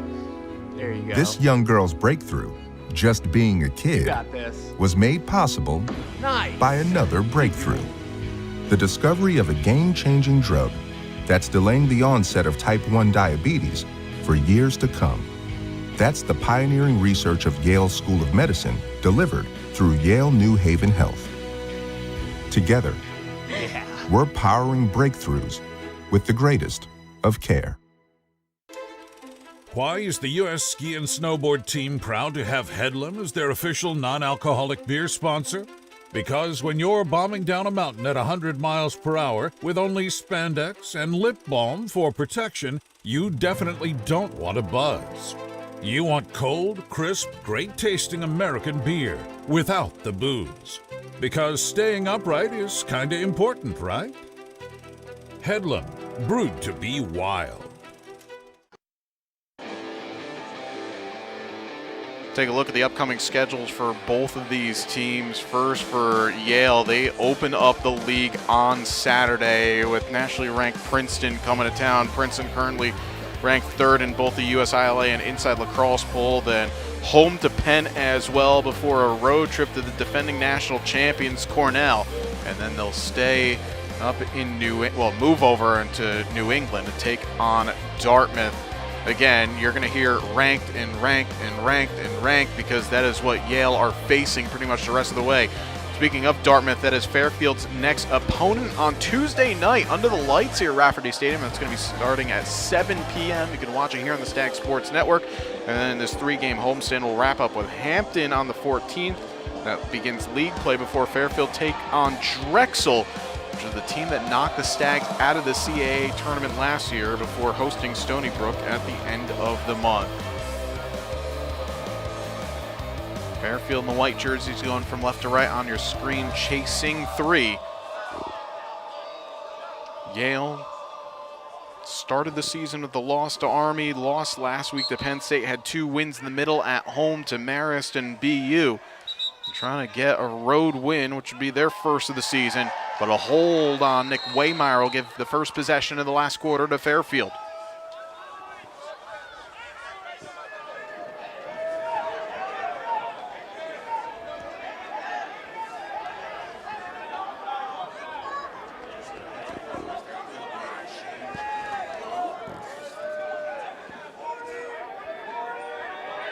Fairfield is a huge first possession and trying to get their offense back clicking that started so quickly in that third quarter. KJ Delane got separation, goes wide of the mark. Fairfield have also made a change in goal. That is Landon Whitney, a transfer from UAlbany, who a couple of years was part of that Great Danes team that got into the NCAA tournament. Making his first appearance for Fairfield after Owen Hirsch gets pulled for conceding 13 off 17 on target, but Friedman with another save. Fairfield gets the ground ball, comes to Lamprin, he scores!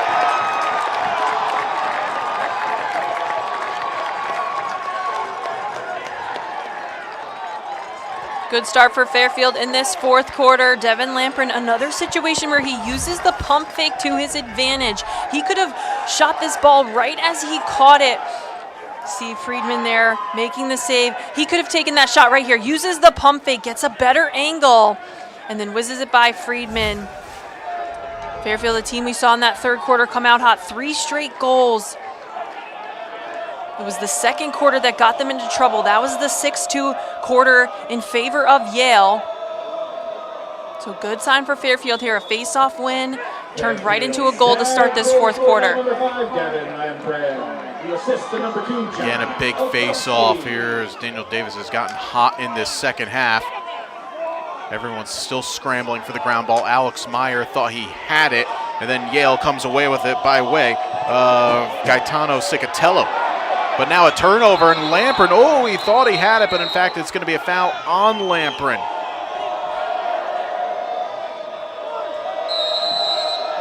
But now Fairfield get to set up the 10-man. They haven't really forced many turnovers. 6 cause, 8 total from Yale.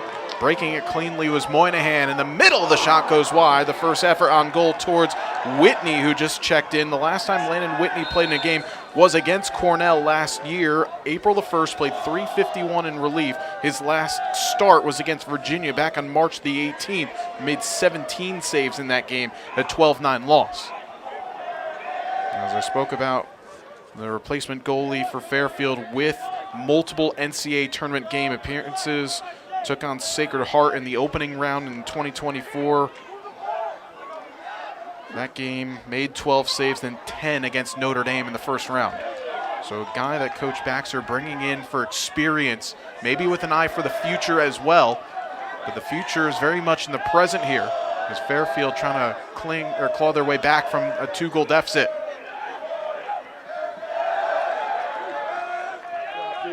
Good work by Elliott to disrupt. That effort goes off the crossbar. Key ground ball. It's put into a really awkward place, but Fairfield come away with it, at least for the moment, as Meyer gets pushed down. And a timeout is going to be taken by Yale. After a key scrambling sequence where both of these teams trying to get something from it, it is Yale who will keep possession. We'll step aside with that timeout, and when we return, it'll be Yale with another look in this sequence to try and restore a 3-goal lead. You're watching the Stag Sports Network.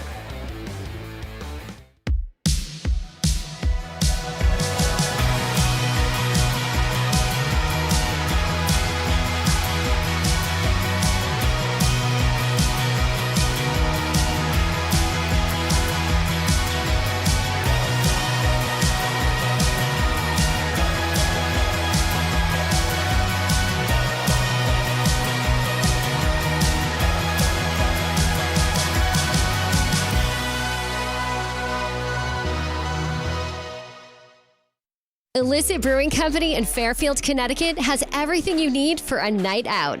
Dozens of house brewed draft beers, guest taps, a full bar, live entertainment, dozens of TVs to catch the game, a speakeasy and game room, brew pub style food offerings, and more. This commercial isn't long enough to show you everything Illicit has to offer. So come see it for yourself. Illicit Brewing, 111 Black Rock Turnpike in Fairfield. IllicitBrewing.com. Well, just as Yale got possession back after multiple near ground ball collections, it will be Yale in possession after just hitting the crossbar moments ago. Came from Cole Cashin, but they're facing a new goalie, as you see Landon Whitney in between the posts, and a much different looking goalkeeper, both on the style side, really on the style side of things for Fairfield. Whitney, a left-handed goalie. That gives a different look for an offense. He's also a little bit smaller than Hirsch. Sometimes a new goalie change can just ignite a defense. Something different back there. And also you're seeing things that maybe the starter might not be seeing just from the different perspective on the sidelines. That pass overshooting the intended mark, but Peter Moynihan resets. Now Blakicki, Gately, still plenty of time on the shot clock. Reverse, Moynihan scores! Peter Moynihan putting that one down low, and Yale are back up by 3. Great execution from Yale out of the timeout. Important goal there to restore the 3-goal lead. It's Grogan again behind the cage, finding that open teammate. It's Moynihan. Drops his stick low on that left-handed Whitney. We said that can bring a different style, a different look for shooters. That time, seeing the left-handed Whitney, he goes off stick side right. And while you can see the game differently while observing on the sidelines, it's a much different thing to watch than it is to see it in live time on the field. Tough one for him. As Davis with the win. Bryce Rubiak, yes!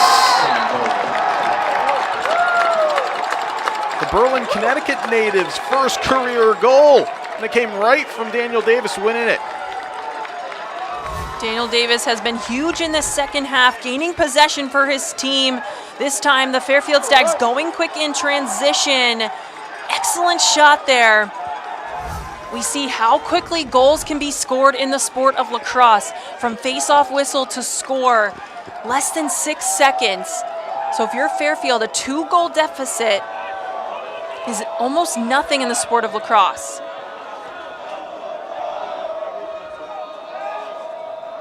Really, Daniel Davis is just locked in here in the second half. He's 15 of 25, make it 16 of 26 in this game. And while Fairfield have had their issues defensively in this game, if they get into a make-it-take-it mentality with still 11 minutes left to go, this is very much game on here.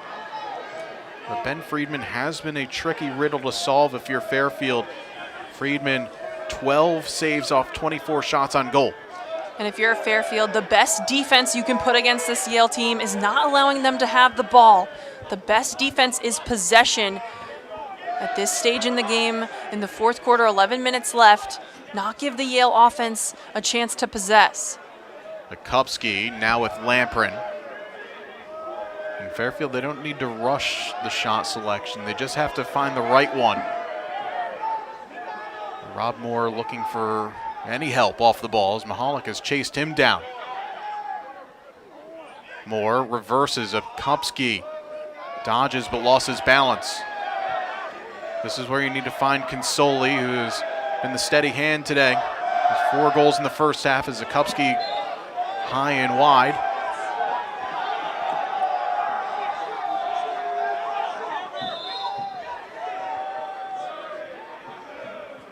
Down to 10, Delane trying to win the race. That was blocked before it got there. Is this gonna be a push? It is. A break for Fairfield. That's gonna reset the shot clock. Well, it's a bit of a mistake for Tristan Goach and also Eric Platten. That last attempt from Delane, he had more time and room than he thought. Taking the shot a little bit too quickly. He had more time to get up that right side, left side of the crease.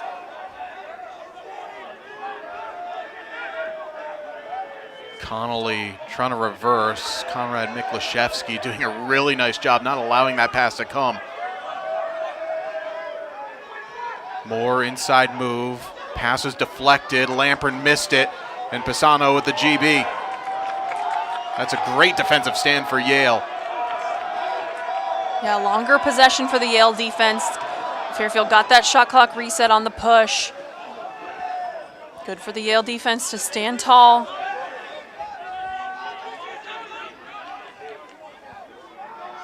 So again, Fairfield making the change in goal to begin this fourth quarter, with Owen Hirsch saving just 4 off 17 on frame. Landon Whitney seeing the crossbar rung and then a goal given up. Trying to get a stop to keep his team in it. Fairfield got off to a quick start. It was tied at 4 after 1, and then Yale's not looked back since. Led by as many as 4.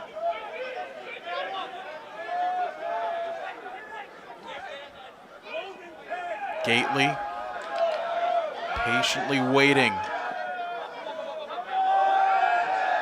Inside move, cut off well.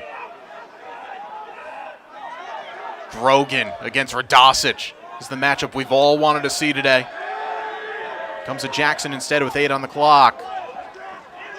With 5, it's got to go. Boudreau with 3. Boudreau, and both teams trade stops.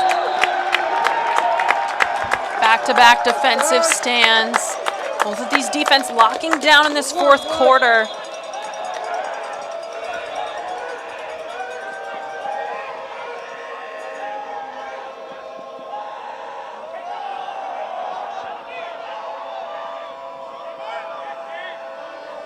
Fairfield have just 5 seconds to get it across. They do just at the buzzer. And here's Devin Lamprin. He's going to weave his way on top of the crease and scores. Big goal from Lamprin, who just wrapped up his hat trick.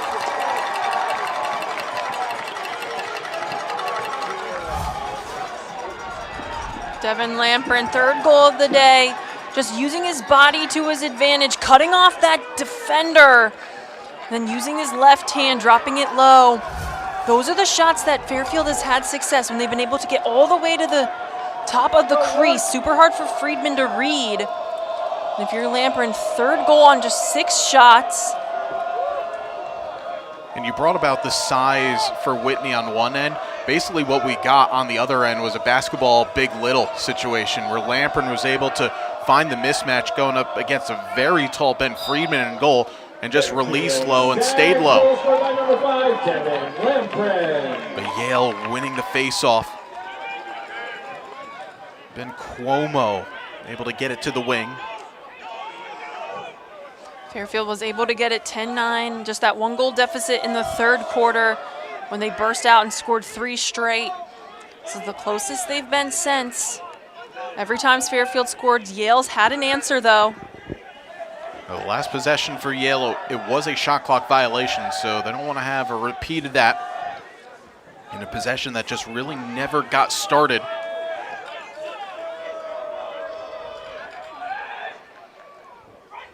Moynihan puts it wide.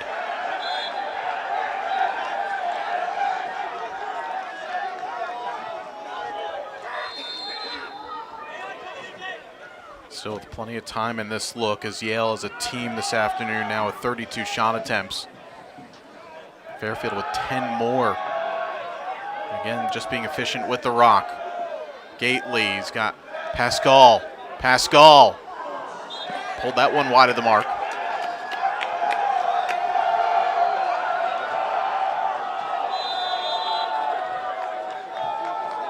Again, Gately at X. Grogan. Oh, it's a low pass that Cole Cashner is able to recover. Now at 5, it's got to go. Pass in the middle, shot is wide. Not a bad look from Moynihan. Just 2 on the clock, and Yale are going to just go off here, and it'll be back-to-back shot clock violations.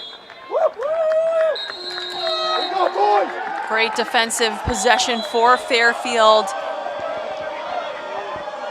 Not allowing Yale to get a good shot opportunity on Cage. protecting the new goalie in Whitney back there. Once again, Fairfield late in the 20 seconds to get it across. Now they do rather easily. And Lamprin at goal line extend. This is where he just caught and went. Now under 6 minutes to go. The first time these two teams have met since 2018. It's provided to be a really good one. Friedman coming up with the save. As Consoli again had Ben Friedman's number in the first half, but the sophomore has just turned it around here in the second. That is his 14th save of the afternoon. Consoli was able to get topside, had time and room. Big ground ball coming here, and it's Fairfield forcing the third failed clear from Yale this afternoon. And for both of these teams that throw 10-man rides against each other, it's been the ultimate chess match for both squads. Fairfield are rising here. Moore. Good decision just to slow it down. And the last time these teams played here at Rafferty Stadium in 2018, it was one where teams are trading goals early and then Yale just blitzed forward. Great reverse, better save by Friedman. Oh, he has been locked in today. And now a chance here for Pisano to carry. He's got numbers. Pisano, Grogan. And now we wait. And it's a wise decision, but go back to Ben Friedman. And again, a work Yale's game against BU. This is the type of goalkeeping we saw from the sophomore in that game. He's tall, but his reflexes are so quick. And on that possession, Fairfield was able to find the skip pass. So that's Friedman quickly changing direction in the cage, having to shift his focus to that shooter. 13th save of the afternoon, 50% save percentage, and that the biggest of the bunch.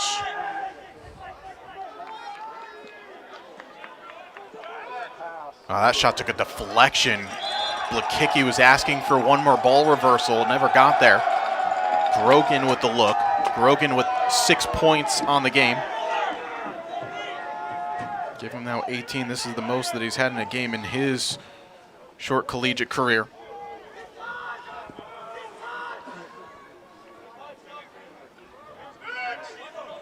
And Fairfield have just played in tight games all season long outside of their win against Manhattan. But remember, they were trailing at halftime, then went on a 9-goal run.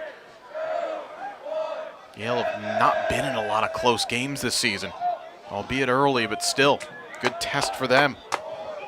The closest game they have was a 5-goal game. That was that win against BU. Down to 10 on the clock. Comes to the alley, off the post.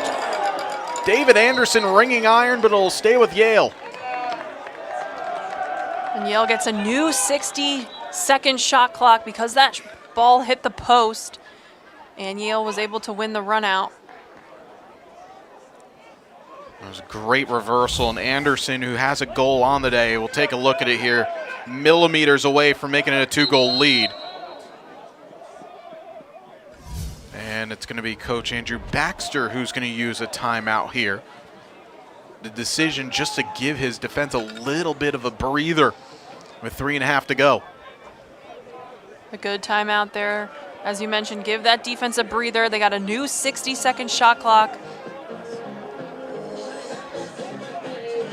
So we've seen Fairfield throw different types of defenses at Yale in the second half.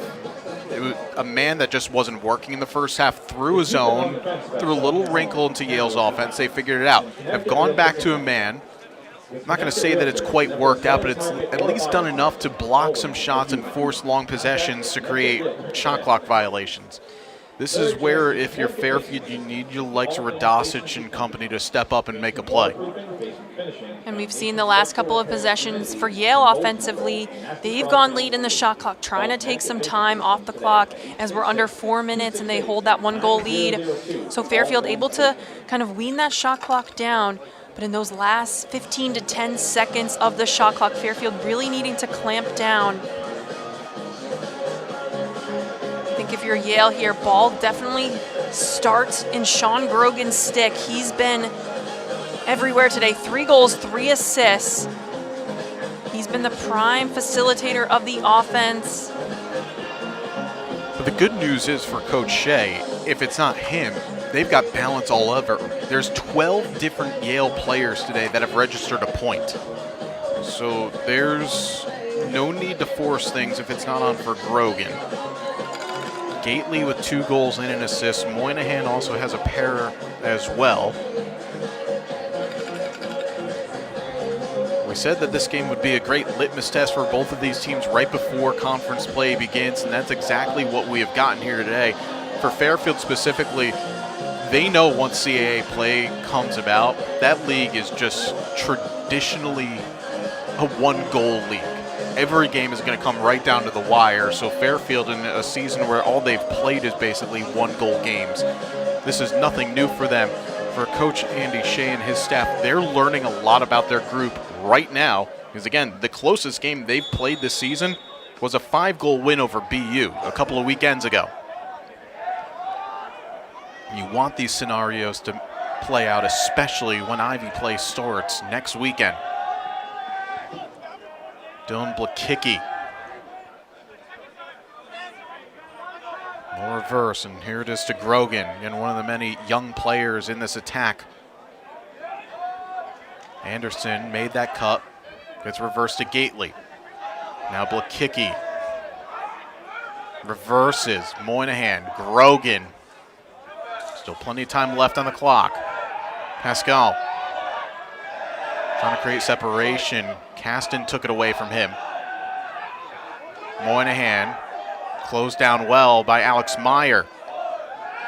Blakicki in 10. Releases over the bar on the bounce. 3rd straight possession for Yale, down inside single digits on the shot clock, and it's got to go. Gately with 5. Wild take. This is going to work out, and Moynihan will just send it wide, and another shot clock violation for the Bulldogs.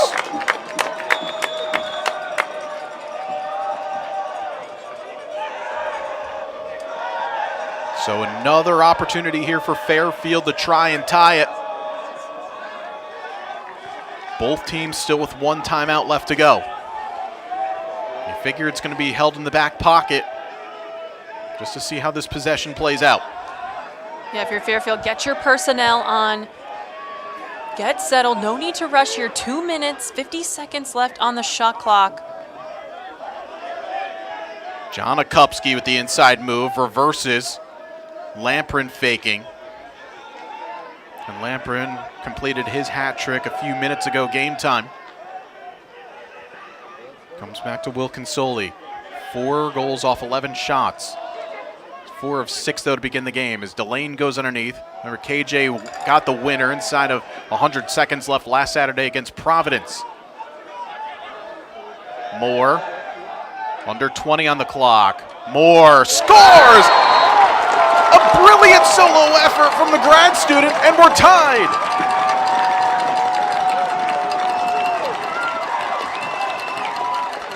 Rob Moore ties this game at 14 off some great defensive possessions from Fairfield.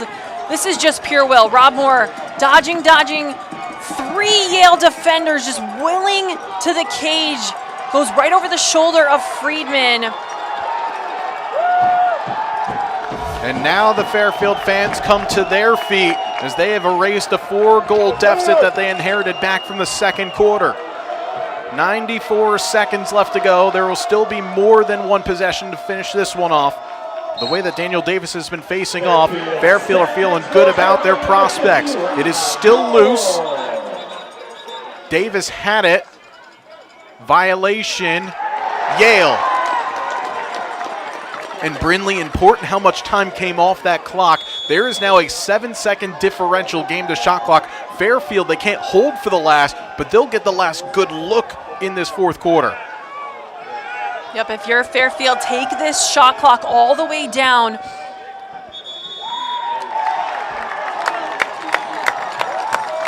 Timeout, Andrew Baxter, and this is the one that you take at this time because you can diagram a set play to try and get the late winner. Again, he's spoken about how you learn a lot about yourselves when you've never been in this situation before. Fairfield, this 2026 team, were in this situation from day .1. They led big against Lehigh in snowy Pennsylvania. Let a big lead go. They were down with under a minute and a half left, got it to overtime and won it in the second frame. And then all they've played is these tight 1 and 2 goal games.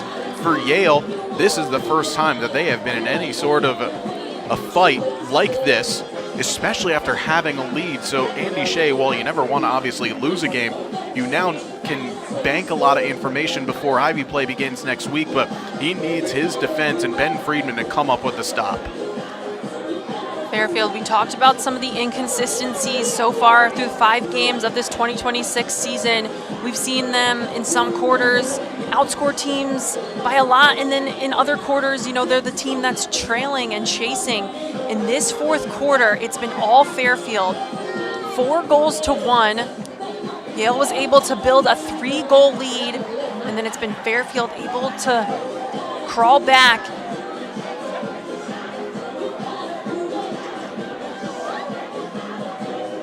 And if you're Fairfield, it was Will Consoli in the first half. 4 goals in that first half, out of 6 Fairfield goals. But in this second half, we've seen Devin Lampern have success on his 1v1. That last goal was Rob Moore. So if you're Fairfield, you have the options. You have your whole playbook in front of you with 66 seconds on the shot clock. And that Lampern hat trick, in fact, all of his points, 4 of which coming here in this second half. Ben Friedman, 14 saves off 28 on target.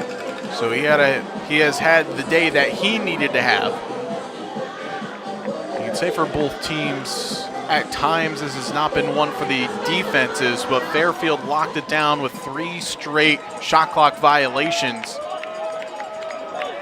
And again, there is a 7-second game differential between the end of this shot clock and the end of regulation. So there will be one more possession after this look from Fairfield. But the question is, will Fairfield be in front, or will Yale have the last laugh?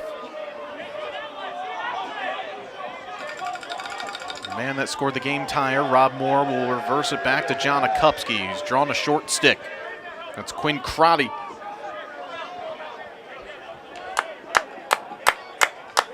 Akupski, he got the goal scoring started very early on in this game. Also has an assist. Again, Fairfield, they're not going to give much time left on the shot clock, so the move probably won't start until about 15 left. And here we go. Akupski waiting, gets into the alley. Here comes the double. Gilbert lost it, still being battled for. Yale come away at the ground ball. It's Mahalik with it, down to 10 seconds. Here come the Bulldogs. Big trail check by Consoli to knock it loose. It's still being fought for. Grogan has his shot blocked, and that's going to do it. Chaotic scenes at the end of this one. Yale had a look. Consoli gets the near cause turnover, and we will head to overtime. Take a breath, everybody. We'll be back in just a second here as we will have the extra frame when we return, as you're watching Fairfield Men's Lacrosse on the Stag Sports Network. In an unpredictable world where every moment matters, imagine the peace of mind that comes from knowing your loved ones, lifestyle, and business are all protected. At Meridian Risk Management, we offer tailored solutions, whether for personal, commercial, or benefits insurance. We are here to safeguard what you value most, so you can embrace every adventure ahead. Meridian Risk Management, because your legacy deserves protection. We're sorry that we only serve crispy, crunchy, juicy chicken. We're sorry that we only use the best ingredients. We're sorry that other chicken sandwiches just don't do it anymore. We're sorry that it's so good. The best chicken sandwich I've ever had.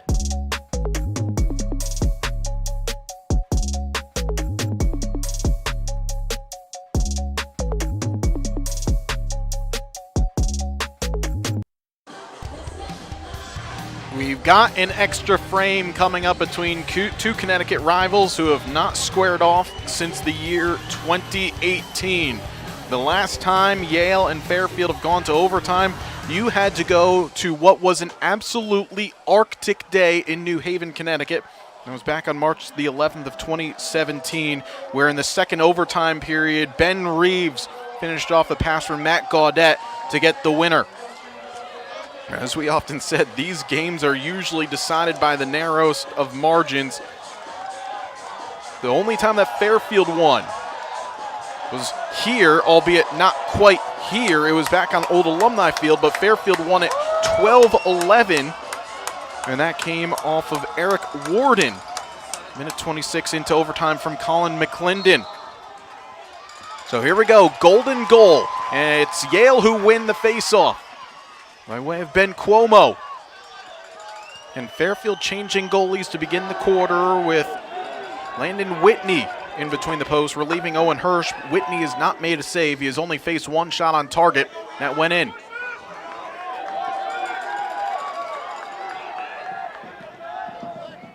Inside Dodge comes now with Cashin. Cole Cashin drawing the slide.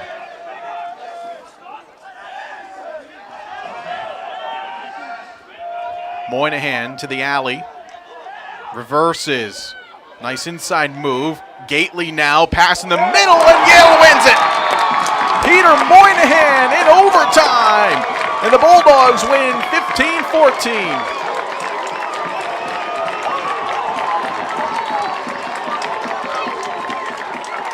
Yale turned that face-off win to start overtime into immediate offense. The ball was moving so quickly on this possession, went to all different phases of the field, and then it's Gately with a great pass inside to Moynihan, who finds himself right on top of the crease, and he finishes it. And that's what Yale has done all afternoon long. They cycle, they recycle, they look for the extra pass. Fairfield threw a couple of different defensive looks, going from man to zone, back to man, but ultimately it's just this high-tempo, high-passing Yale offense that gets the final tally. And in fact, of the 15 goals that they scored, 9 came off assists. But Brindley, final thoughts from you. This has been a game that we were hoping had a finish just like this, and we certainly got it. This was a fun game. Fairfield getting down early on. They found some fire in that fourth quarter, were able to tie it up at 14. This game had a little bit of everything. Good goalie play, great offensive movement, some defensive stops. I think this is a fun one to resurface this rivalry in Connecticut. Hopefully start a long series where these two teams meet each season. And Yale once again winning this one in overtime, continually only having one blemish when they've taken on Fairfield, with Peter Moynihan getting the game winner. There's 3:16 left in overtime. That's going to do it for us. Fairfield are back home on Tuesday night when they welcome in Dartmouth out of the Ivy under the lights at 7 p.m. Join us here for that on the Stag Sports Network. For our entire Stag Sports Network crew, for Brindley Anderson, I'm JJ Duke saying so long as you've watched a presentation of Fairfield Men's Lacrosse here on the Stag Sports Network. Yale walking off in overtime. They win 15-14.